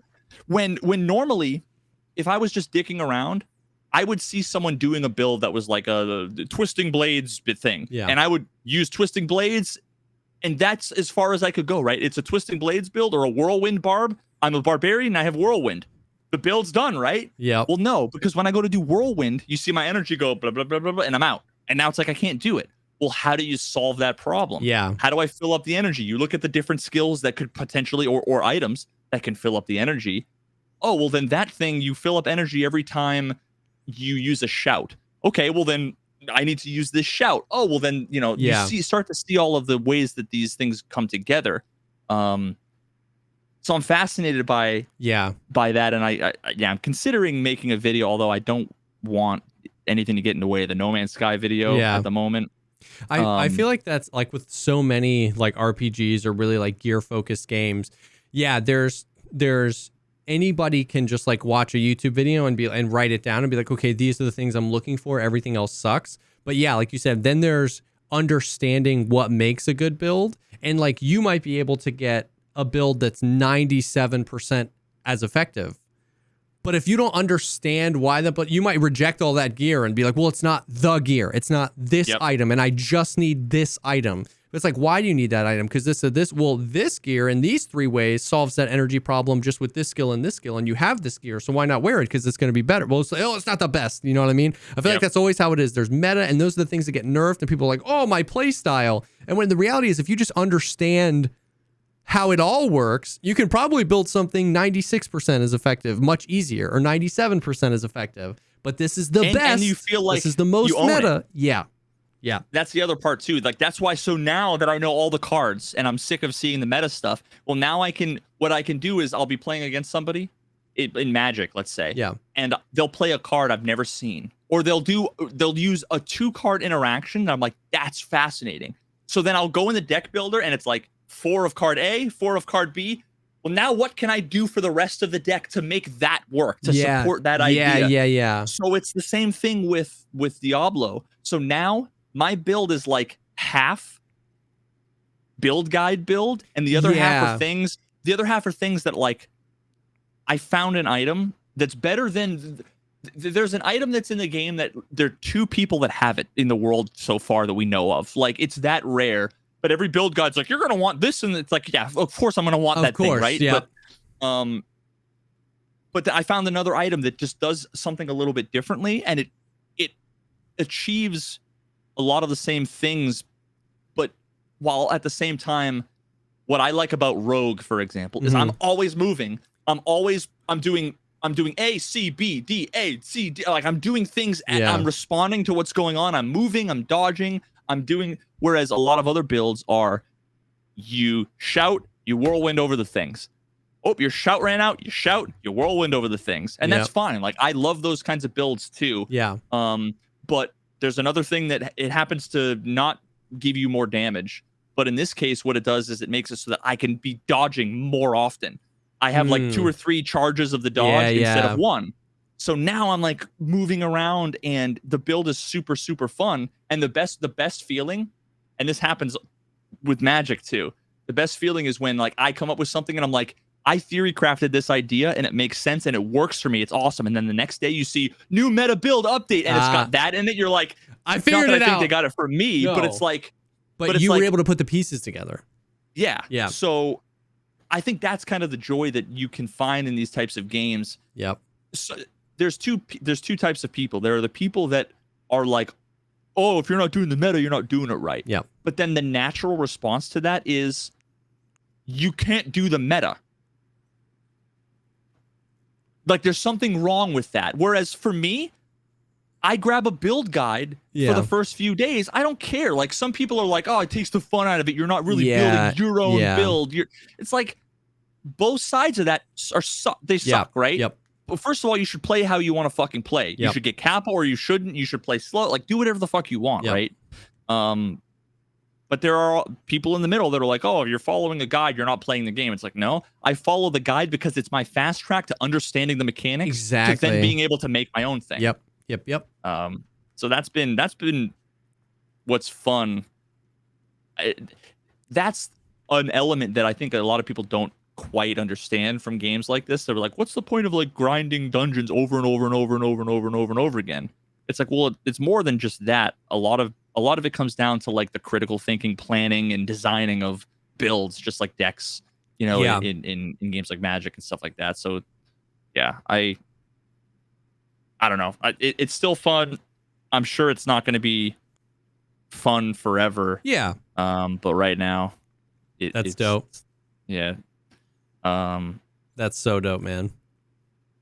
So yeah, I'm still stoked on that. I'm still enjoying it, and it's one of those games that you can kind of just turn your brain off. For sure. Yeah. You know, like if I wasn't streaming it, I would be playing watching Netflix while I was doing it, or I have a stream up or whatever. Yep. Like, and just you don't have to give it your full attention if you don't want to, but you can. Yeah. So yeah, I turned a bunch of Tarkov people onto. That's so onto sick. I hear people every day coming in being like, "Dude, have you played Diablo?" And I'm like, "Not yet, man." That's not sick. yet, but yeah, I would love a fucking Jesse build guide. I really do want to do one of those like 10 things I wish I knew. Oh yeah, because even the videos that do that are like, here are the things I wish I knew. They're always so close. Someone like me, when I watch those videos, I can get a ton out of them. Yeah. If there's someone who's never played the game before, the problem is that a lot of times it's like someone who has 10,000 hours in Tarkov might not realize the things they've forgotten about what it's like to be new. Yeah. So you talk about things that you would assume they would know. Yeah. That you know that the person is thinking in their head like, what does that mean? What the fuck? What's a kappa? Yeah.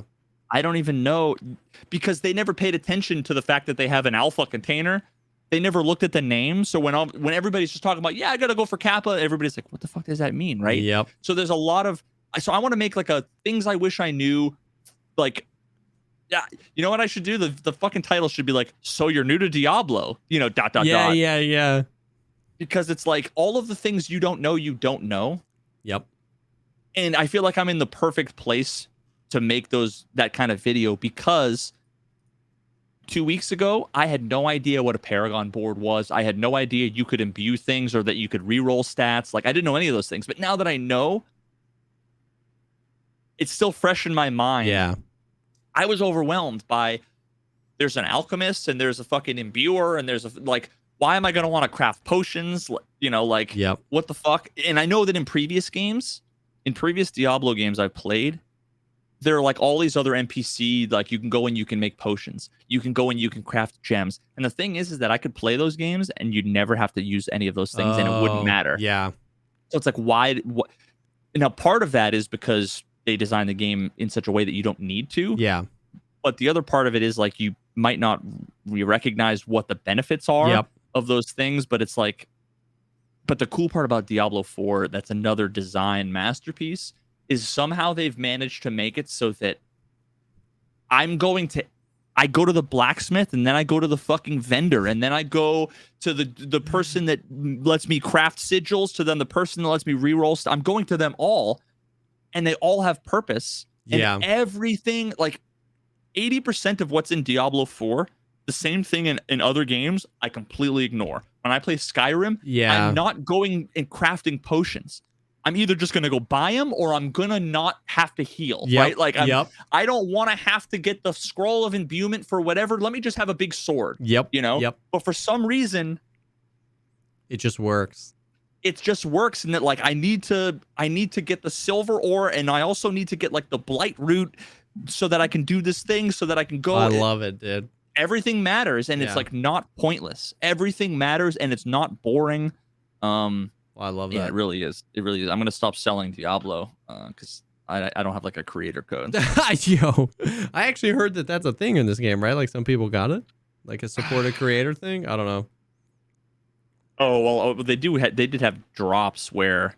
Oh yeah. Which is like totally a Giga Chad move it's genius, but it's also like when you can do something that really works for you and that also benefits somebody else, that's like the win-win, right? Yep.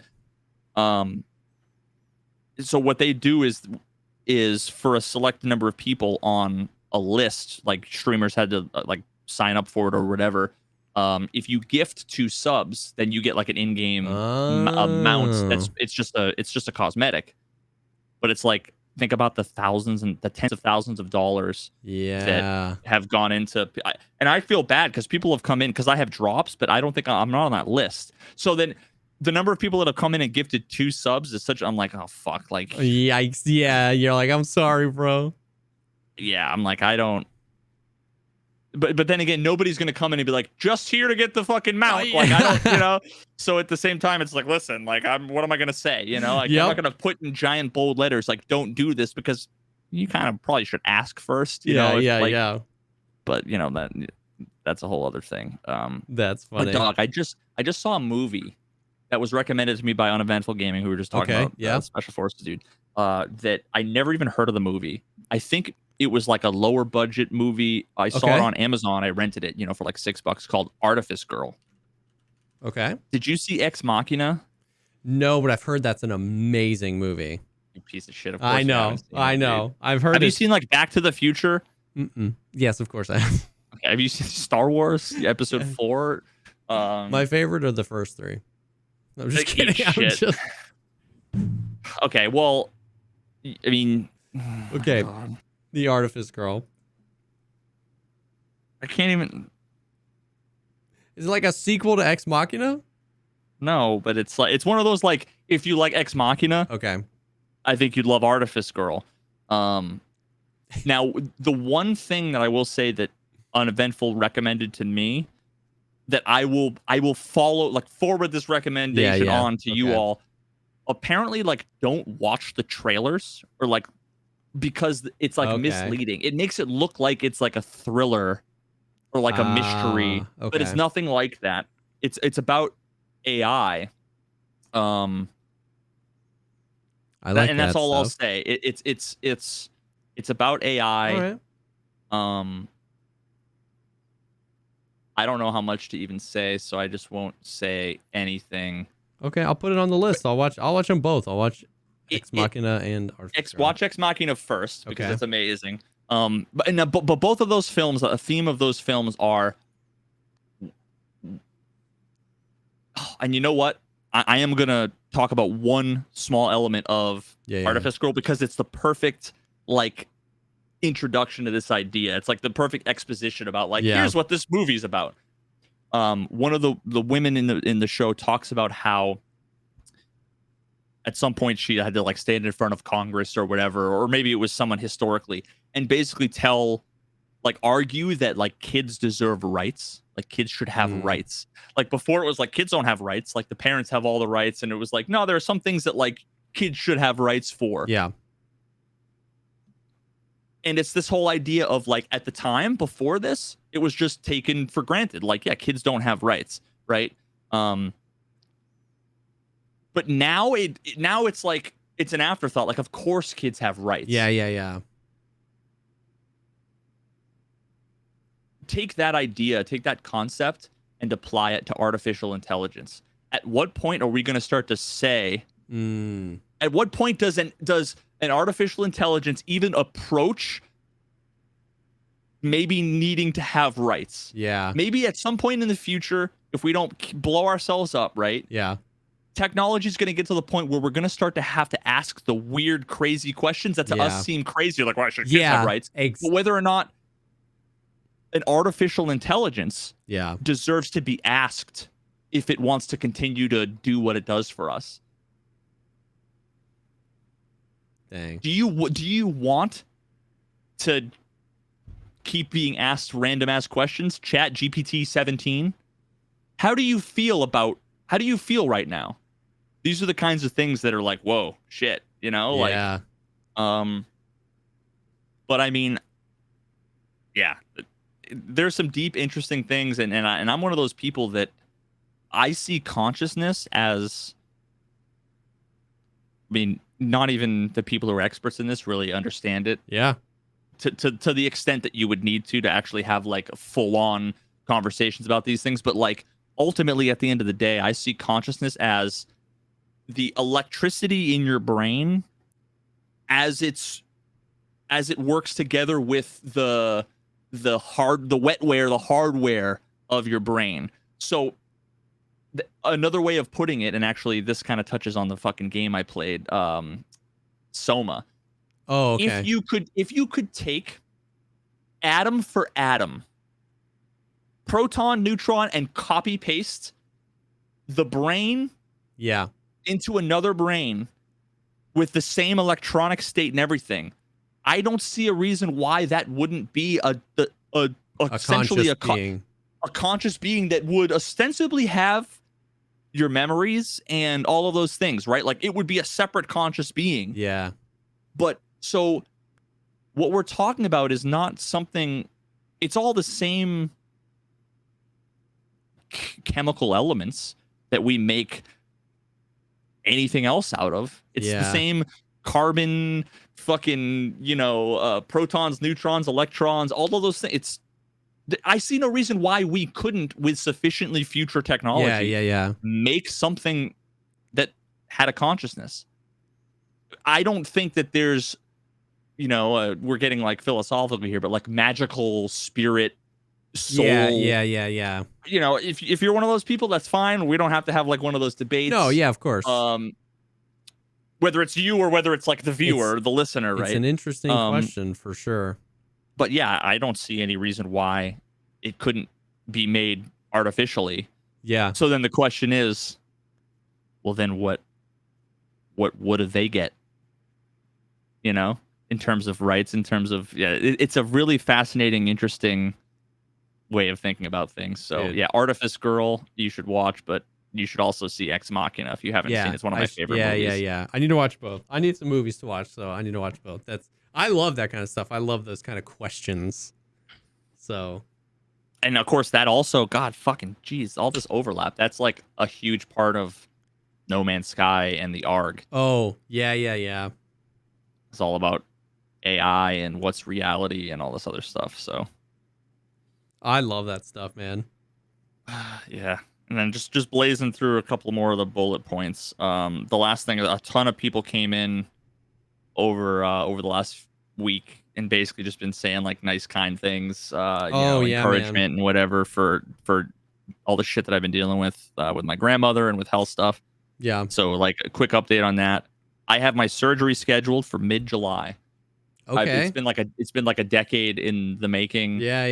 I finally got an appointment. The doctor that I've seen him a few times. He's the coolest fucking dude. We sat for like 40 minutes. We had like a 4:30 appointment because I basically had to like yell at the people at the front desk, be like, get me a fucking appointment because you guys have been screwing this up forever. We sat for like 45 minutes. Like I was asking him all kinds of questions. Like at one point I was like, do your internal organs have like pain receptors?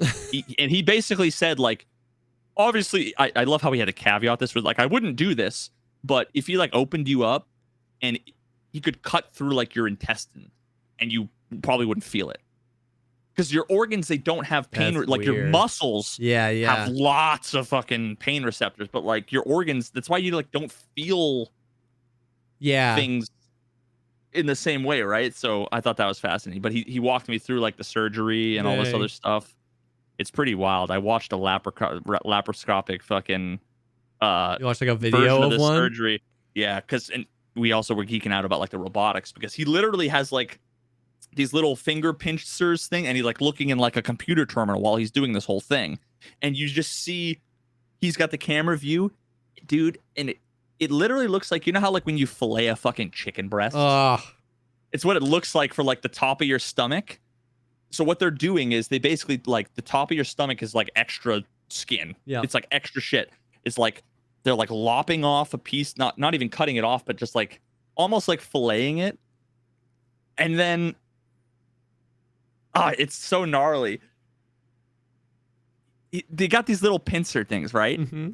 And you see like the little flap of the stomach, and then you see like he just pokes through it and just like opens it up.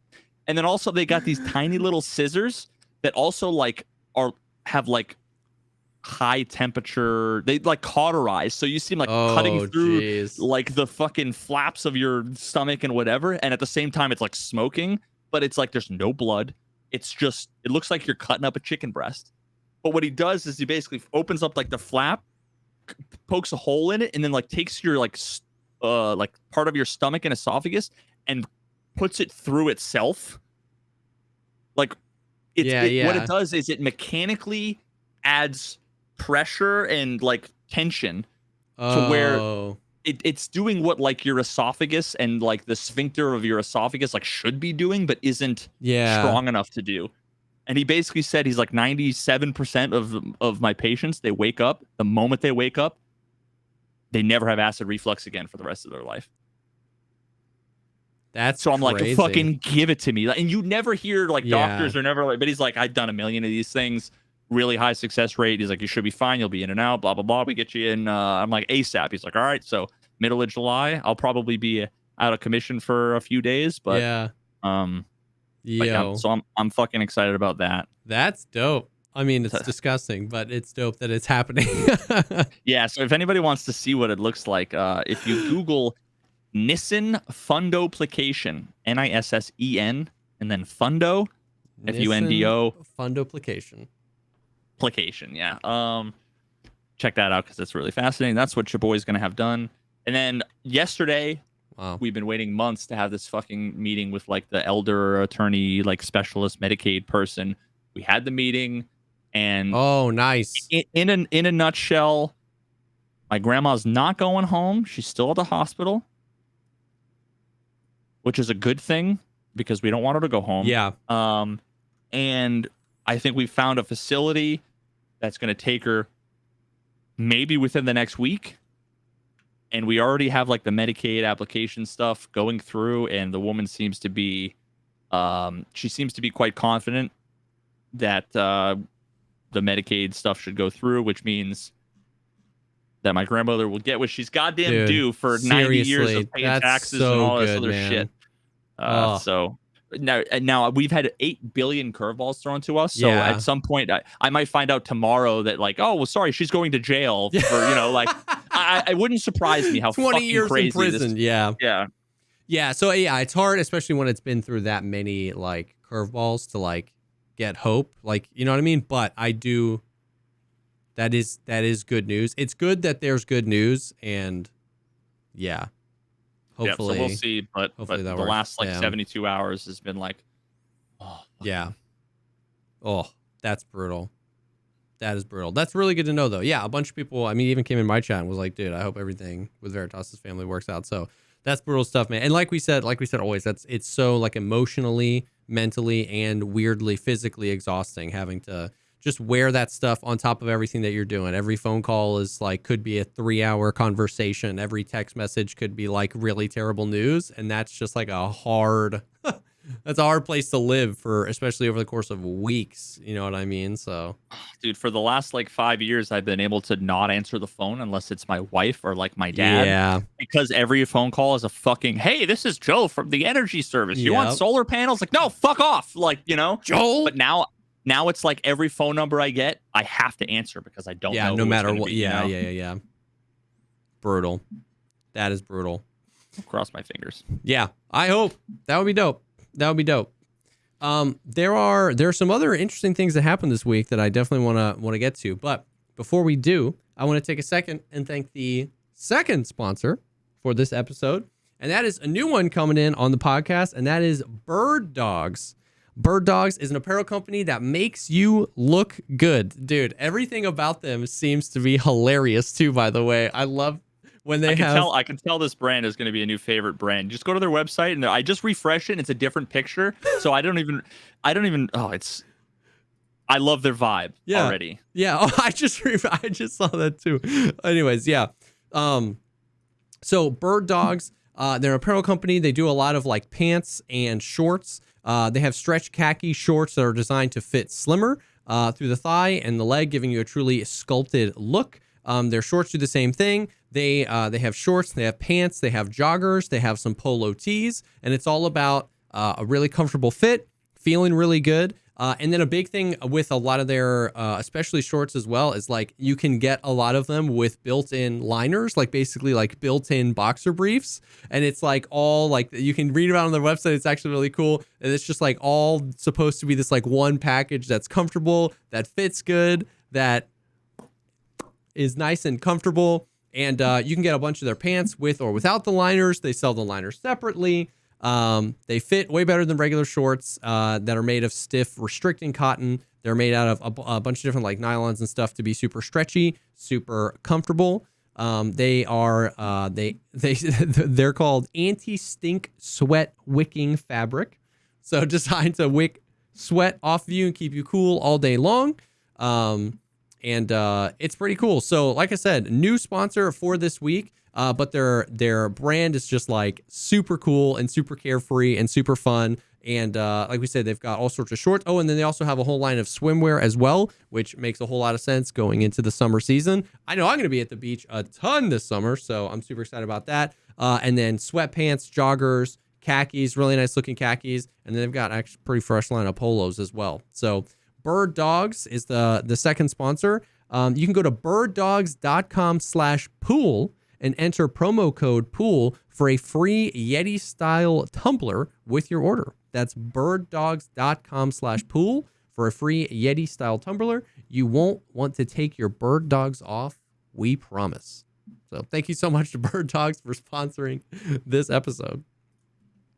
Dude, I'm just real quick. I'm looking at the names of. The names. I should have said that. Forrest Pumps, dude. Jeff Bezos, Ernie Musk's, Phil Gates. Yeah. John D. Cocksmellers. Dude, that's COCH. They're Alfred H. Cox. Oh my God. They're joggers. They're joggers. Wayne Regretsky's and Tiger Woods, but WOULDS. Like. Oh my God, dude, their names and stuff are great. So yeah, super excited to be partnered with Bird Dogs. So thank you so much to them for sponsoring this episode. I don't think that it works better with some sponsors than with others. Some other kind of random stuff that happened. I did post that my like magnum opus hour-and-a-half long Tarkov video. I saw it. Seems like it did pretty well so far. It's doing all right. Obviously you hope that it, goes crazy. You know what I mean? But it's been pretty consistent. So, I mean, I definitely can't complain. It's I think it's up over 100,000 views. It's been out for like 10 days. Definitely can't complain about that. And it's been super steady, but it was really nice to just get that project done. It took forever. The project file was 980 gigs. It was just so much back and forth. And it was a super fun process, so that's been a super fun thing. I gotta watch that. I'm gonna watch that tonight and tomorrow. Oh, dude, it's long, but it's fun. Yeah, that's what she said. Did you grow up? Did you catch any of the I don't know if you're interested, but did you catch the Starfield Direct? Apparently, I'm out of the loop these days. E3 didn't happen. E3's like not happening anymore. And so as a result, I feel like every game company and every hardware company have their own mini versions of E3. I feel like every weekend for the past 6 weeks, some Nintendo Direct, Ubisoft Play More, Microsoft Games We Love. Like every weekend it's a new thing. So I was like 40 minutes of Starfield gameplay with a breakdown from Todd Howard. I was like, what the hell? So yeah, I haven't watched the whole thing. I was grinding some Diablo. Yeah. When homie Ultimate Casey came in and was like, yo, check this out, and then had the link, and I pulled it up and watched a little bit of it.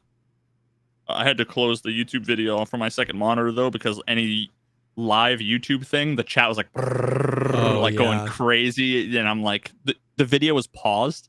There's nothing more distracting than a paused video where like chat is going fucking wild in your peripheral vision. I'm like, okay, I gotta close this. I can't look at it. Yep. But where I was at with Starfield for the longest time is I pictured some scuffed ass, bullshit ass, like Fallout 76 in space. So I had just been like, yeah, I guess we'll see. Like it's just gonna be a trash. But that was my like assumption. Yep. It wasn't like one of those things where I'm like, yeah, it's going to be garbage. I just was like, I'll wait until more shit comes out. Yeah, I'm not rooting for it to be bad. I just don't necessarily have high expectations. And more shit came out. And the little tiny bit I saw, I have to say, I was impressed. It looks better than I thought. Yep. And it's another one of those things where it's like, I have a hard time wondering what Star Citizen is going to fucking do. Oh, yeah. Dude, the Star Citizen, like, Twitter sphere has been exploding with, like, Star Citizen versus Starfield, breakdown, like, which is better, or this, that, the other. It's funny, though, because it's like, it's like comparing Skyrim to World of Warcraft, right? They're both fantasy games, but they're both trying to do very different things. Like, once again, the end goal of Star Citizen is, like, MMO. Like, it's all about interacting with other players and factions and organizations and people fighting over stuff and the economy. Mm-hmm. It has zero of that now, but that's what the game is supposed to be. And Skyrim was a single player fantasy game. You know what I mean? About immersion. So it's like, that's really the difference there. The problem is that Star Citizen doesn't have any of the stuff that it wants to be. Yeah. So it ends up just being virtually like you play with your 3 friends. And now, if you asked me based on the 7 minutes of gameplay that I saw, just from running around, like they were running around in like the city, like main huge city, it looked to me. And again, this is not a fair, accurate. I saw 7 minutes of like multiple hour long thing. But if you had me sum it up, I would say it seems like Star Citizen meets No Man's Sky. Yeah. Like it seems like it has the aesthetic is pretty much that. Yeah. If you took like No Man's Sky's like really colorful sci-fi aesthetic and cranked it up to like AAA graphics, like that is kind of the vibe. It gave me that whole thing. Like there was one point where he was like running around one of the big cities, and it was like there were people out on like the open square next to the fountain. Looked like maybe there was a teacher teaching like a class outside, and it looked very like, how do I even describe? Almost kind of like utopian future space future. Where I know like that's not what Star Citizen is going for, but at the same time it kind of is. It's like you walk outside and it's like like you're a citizen of our world, like that kind of thing where it's like come check out our space, whatever. For sure, it gave me that kind of vibe, almost like grown-up space Hogwarts in a weird way, which is a really fucking probably bad comparison. I see what you mean. I definitely agree, though. I was like, not only has like my recent years of gaming really like bent me towards multiplayer, like I really want an MMO to experience. Like I wanted New World to be it, but it wasn't. Tarkov is obviously like the whole environment really hinges on like interacting with other people. And so like I had just been less interested in single player games recently, and I kind of get my space fix out of Star Citizen. And so like 3 days ago, if you had asked me what I thought about Starfield, I would be like, I don't know, Bethesda game, right? Like it's probably going to be buggy on launch. I don't know. Yeah. And then I saw that 40-minute Starfield Direct, and I was like, I want this game now. Like it completely. Now, obviously, it can still be a buggy mess, and they can, we might see a Starfield tweet with the "We're sorry, it's not up to our standards." I'm not saying it's going to be good. I said the same thing about Fallout 76. Yeah. Yes. And it was a garbage dumpster fire. Now, they're kind of doubling down into the meme. Like Todd Howard has said multiple times, like Starfield will be the least buggy Bethesda game of all time. So it's like, ooh, like you're going hard, bro. You're going pathing directly into the meme. So you're either justifiably confident or it's a lot of hubris, and we're about to get let down. So it's interesting though, but yeah, man, like, dude, I don't know. It looks cool. It just looks like they have. I mean, they talk like the way that they were talking. I mean, he would just be like, you could meet up with this pirate and then go on a smuggling run or go on a cargo run, and that just like is not what I expected out of the game. I thought it was more like you just do this quest, like more of an RPG. There's side quests, but it's all like quests. Mm-hmm. But that's kind of what I love about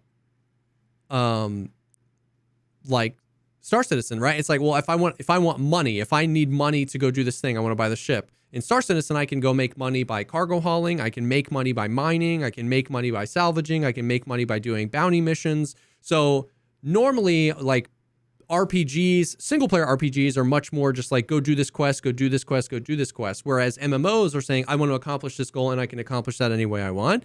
And it kind of seemed like there was a blend of that, where it's like, if you wanted a new ship or if you wanted to upgrade your ship and you need some money to do so, you can go smuggle some drugs. You can go on a cargo hauling mission. You can do this. And I was like, oh, I kind of wasn't expecting that out of Starfield. So it just seemed like the scope was a lot bigger than I had thought. And yeah, it just looks dope. It looks really good. It was so another funny thing, because I was kind of half watching it in like the small moments of like Diablo loading screens. Yeah. I saw like the first thing I saw was like kind of a cutscene where there was a character talking. I was like, yo, that's some of the best like facial tracking, like facial anime. I'm like, yo, that's some of the best I've seen. Like, holy shit. Yeah. And then the next one I saw was like the main woman who is like the military leader of the, and I'm like, that's some of the worst facial. It was like, dude, it was like one extreme to the other. The guy I saw was like phenomenal, and then the woman I saw was like PlayStation 2, Uncanny Valley. Like, oh god, no, like that's. You either have like dialogue that should like facial animations that like that are on screen and are great, or ones that shouldn't be. Yeah, which feels very Bethesda. You know what I mean? Yeah. So I don't know. It looks interesting. It's what I think August is when it comes out. So it definitely like the Starfield Direct thing definitely turned my hope for it around. Obviously, it's like at the end of the day, it's like we'll just get it when we get it and see what happens. And these days, it's hard to have high hopes for a game launching in a good state. Do we know how far along they are in the development of Starfield? Yeah, I have no idea. I mean, they're done. It releases in August. It releases a month and a half from now, 2 months from now. Wait, really? Yeah. Dude, I'm so out of the loop. I've just been like, ignoring it. You know, I figured, honestly, wow, that completely changes everything. Yeah. I figured, seeing what we saw, that we were a year and a half out. No, yeah. They said that it's 25 years in development, but that I think what that means was like 25 years ago, Todd was like, I want to make a space game. Yeah, when they made Fallout 1, that was like the beginning of the fucking... Damn, fuck, holy shit. So it's like, it's coming out. So there's like a world in which like I play the fuck out of Diablo for the next month and a half or whatever, and then I get like another. I'm like, all right, I need something else, and then I can just jump on Starfield. And then another really cool space game comes out. Yeah, I would if you're interested. I would definitely watch the 40-minute and like the whole Starfield Direct. Like it really turned it around for me. Like I saw some clips of it and I was like, oh yeah, ship combat, whatever. But I watched the whole thing and I was like, oh, the looting, oh this, oh the shipbuilding is like insane, and it's just like. I was like, dude, this actually looks really cool. Yeah, I remember seeing like part of my initial impression that I've had in my head this whole time, I think was from like either one clip of gameplay or like maybe screenshots from like 8 months ago. Yeah. That made me, it felt like Cyberpunk. When I saw it, I'm like, it just looked like Cyberpunk. Yeah. Like in space, which like, you know, a couple of people also said the same thing. Like we were, you know, people shit on Cyberpunk and shit on Fallout 76. Apparently both of those games are like good now. Yeah. Like just like No Man's Sky had its redemption story. Apparently these games are good. I don't know. They like lost me. Yeah. You know, like, which is like, that's mostly me. Like, you know, but me not being interested, it's not an indictment on the game or saying it's bad. It's just like, I was hyped. I lost the hype. And then now I'm not hyped anymore. Yeah. Yeah. And I was wholly unhyped about the game. Even I saw the trailers and I was like, I don't know. It just didn't do it for me. But then seeing what you could actually do in the game and seeing it in engine and seeing the combat and the skills system and the way the character creator is and the ship customization and the looting and just like the mission structure. And it was like, okay. Damn, dude, I can't believe it's coming out next month. They say 1,000 explorable planets. I mean, they're about 18 quintillion short, but you know. But that's the thing, right? Is like they threaded the needle right in the middle, right? Like Star Citizen says that they'll have, you know, I think 124 systems, like star systems, stars, and probably, you know, 600 or 700 planets. But the game's been in development for 12 years and we haven't gotten a single additional planet. They actually took a planet away. And then you have No Man's Sky, which is, you know, 18 quintillion planets. And then they thread the needle right in the middle where they're like, okay, it'll be like a mixture of procedural generation and some hand done outposts and stuff like that. We're going to do 1,000 planets. And yeah, I don't know. I wonder.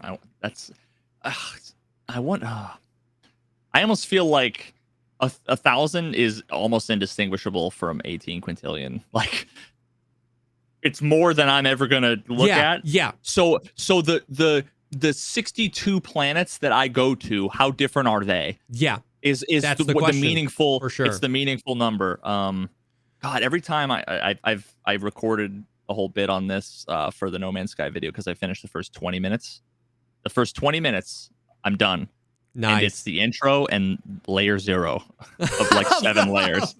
So I'm not sure what I'm going to do. Of the iceberg? Oh. Yeah, the iceberg. But dude, just looking at the number, every time I see it, it's still like, it's unfathomable. But the moment you actually read it out is when it starts to just barely give you the kind of scale that it's 18 quintillion, 446 quadrillion, 744 trillion, 73 million. Billion. No, wait. Billion, 709 million, 551,615 plants. Like, it just keeps fucking that is going. Insane. That's insane. Yeah. So it'll be interesting. Definitely check it out.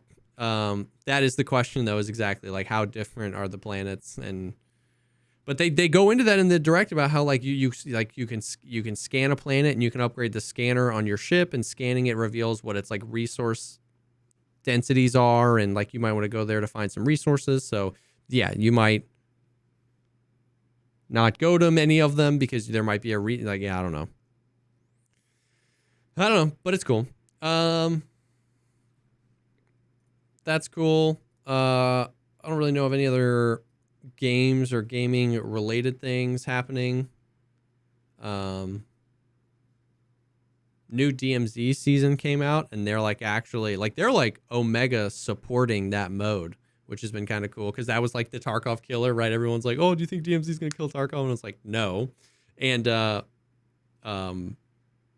it actually they've been doing a lot of cool stuff with that. They're actually like making an out of raid wallet, like the economy. That's what like everybody wanted. All the Tarkov people are like, dude, give me something to save money for. They're like adding that and a bunch of stuff. They're like wiping the game. So that's been kind of cool. Oh yeah, and then BattleBit's coming out this weekend to early access. Which did you play? I played it a bunch during. Yeah. I played it twice. But yeah, and I'm like because I'm full balls deep into Diablo. Yeah. BattleBit it's on the back burner for sure. That like if for some reason I decide I don't want to play Diablo today, that's going to be one of the first I jump on and play again because it was so much fun. The weapon handling was fucking phenomenal. Yeah, it was just so good. Yeah, and so it's one of those things where it's like, dude, it's sick that it's like they've done it right by like spending so much time outside of early access. And that just gives them so much development time to do a 48-hour beta test, stress the servers, where are the problems, they take it down for 2 weeks, and then they do it again. And so they've I mean, I remember BattleBit playtests like a year and a half ago, and now they're going early access. So I just like, yeah. Apparently they tweeted that it's the #1 selling game globally on Steam right now. Like, people have been hyping this game up for a while, and they've been doing it right. So that's pretty cool. So I'm super excited about that. It's funny because we spoke a little bit last week about the Twitch controversy and the drama and the changes and what they rolled back and pissing in your mouth and then thanking them for pissing on your leg. You know what I mean? I'm sure people asked you all day. You saw the Partner Plus program that they announced today? Yeah. Yeah. It's interesting. It's very interesting. I've seen a lot of takes, obviously, because it depends on kind of like where you fall. If you're like a really, really big streamer, you're still losing a ton of money when they take you off of 70/30 and put, you know what I mean? Because they set up for what they did like a year ago or 8 months ago or whatever. It was like over 100K you make, we're putting you down to 50/50, whether you're, Tim the Tatman or JesseKazam. So if you're like huge, if you're XQC, you're still losing probably like millions of dollars, right? So it's like L. And if you're a smaller partner that hasn't yet grown to the place to pull down 350 average subs, then it doesn't help you. But if you're in that middle sweet spot, it's like dope. You know what I mean? I think a lot of like the decently sized mid-tier like Tarkov Yeah. streamers. Like I'm right over the threshold. Yeah. Where it's like, because it's only paid subs, it's not Twitch Prime subs and not gifted subs. Well, it is the 70/30 you get does include gifted subs, but the 350 sub threshold to be eligible does not include gifted subs. Yeah. That's been some people have been confused about that. I just want to make sure. Yeah, but yeah. So the threshold to it's just tier 1s or ones, 2, and 3s, but no gifted and no primes, which is hard for people to hold that down. Yeah, I mean, like it's hard. Like definitely, selfishly, it'll be awesome for me. You know what I mean? Like it's one of those things where it's like the people that benefit from it are like excited about it, and the people that don't benefit from it, some of them are frustrated that other people are excited, and it's like, if you benefit from it, like if you're me, I'm super excited to, on all of my subs, get 70/30 split, because I'm in that threshold. I don't make $100,000 a year on subs, but I'm high enough that I'm gonna make now basically 70% on all my subs. I'm very excited about it, but I also would just rather Twitch give 70/30 to all partners, right? Like, you know what I mean? I'd rather them it's just like compete stimulus check, with, right? Yeah. Like some people are eligible for the stimulus check, and the people who aren't are like, what the fuck? Why am I not eligible? And the other people are like silently like fist pump. Like, I'm gonna be excited about that for sure. So that's kind of where I'm at. It's like, it's crazy because like yesterday I would have bet you my life savings that they would not do this. That never in my life, that I would die before Twitch would give 70/30 to anybody again. So I was like floored. I was very, very surprised that they did it. It doesn't change anything about what we've said before. I still feel like it's 80-year-olds that don't understand the site they're managing, and obviously they need to figure out how to get their site profitable outside of just relying on people, because all of the factors still play into it, right? Like YouTube is 70/30 for everybody always, partner program or not, no matter how much you make. You know, Kick is 95/5 no matter what you do. Like, it's like the competition out there obviously isn't, I'm not saying that YouTube is like creeping up on taking Twitch down, but I'm just saying that yesterday I watched a video where there was like a live stream VOD of somebody, and for briefly I was like, I wonder if streaming on YouTube would be like, like when someone like me has the beginnings of the thought of like, I wonder, like, I'm not considering it, but like started to maybe think about considering it. That's when you're like, ooh, you know. Yep, it's crazy. So like all the things still stand, all the criticisms still stand. But it's like people like it being black and white. This is either like objectively a W or objectively an L. And it's like, man, let me tell you, I still think Twitch needs to do a lot of stuff. I still think they're asleep at the wheel. I still think they don't understand. I even think that this program proves that they don't understand the mind of the people creating on their site. You know what I mean? Yeah. But on the other side, I'm going to definitely be excited about like a 20% raise.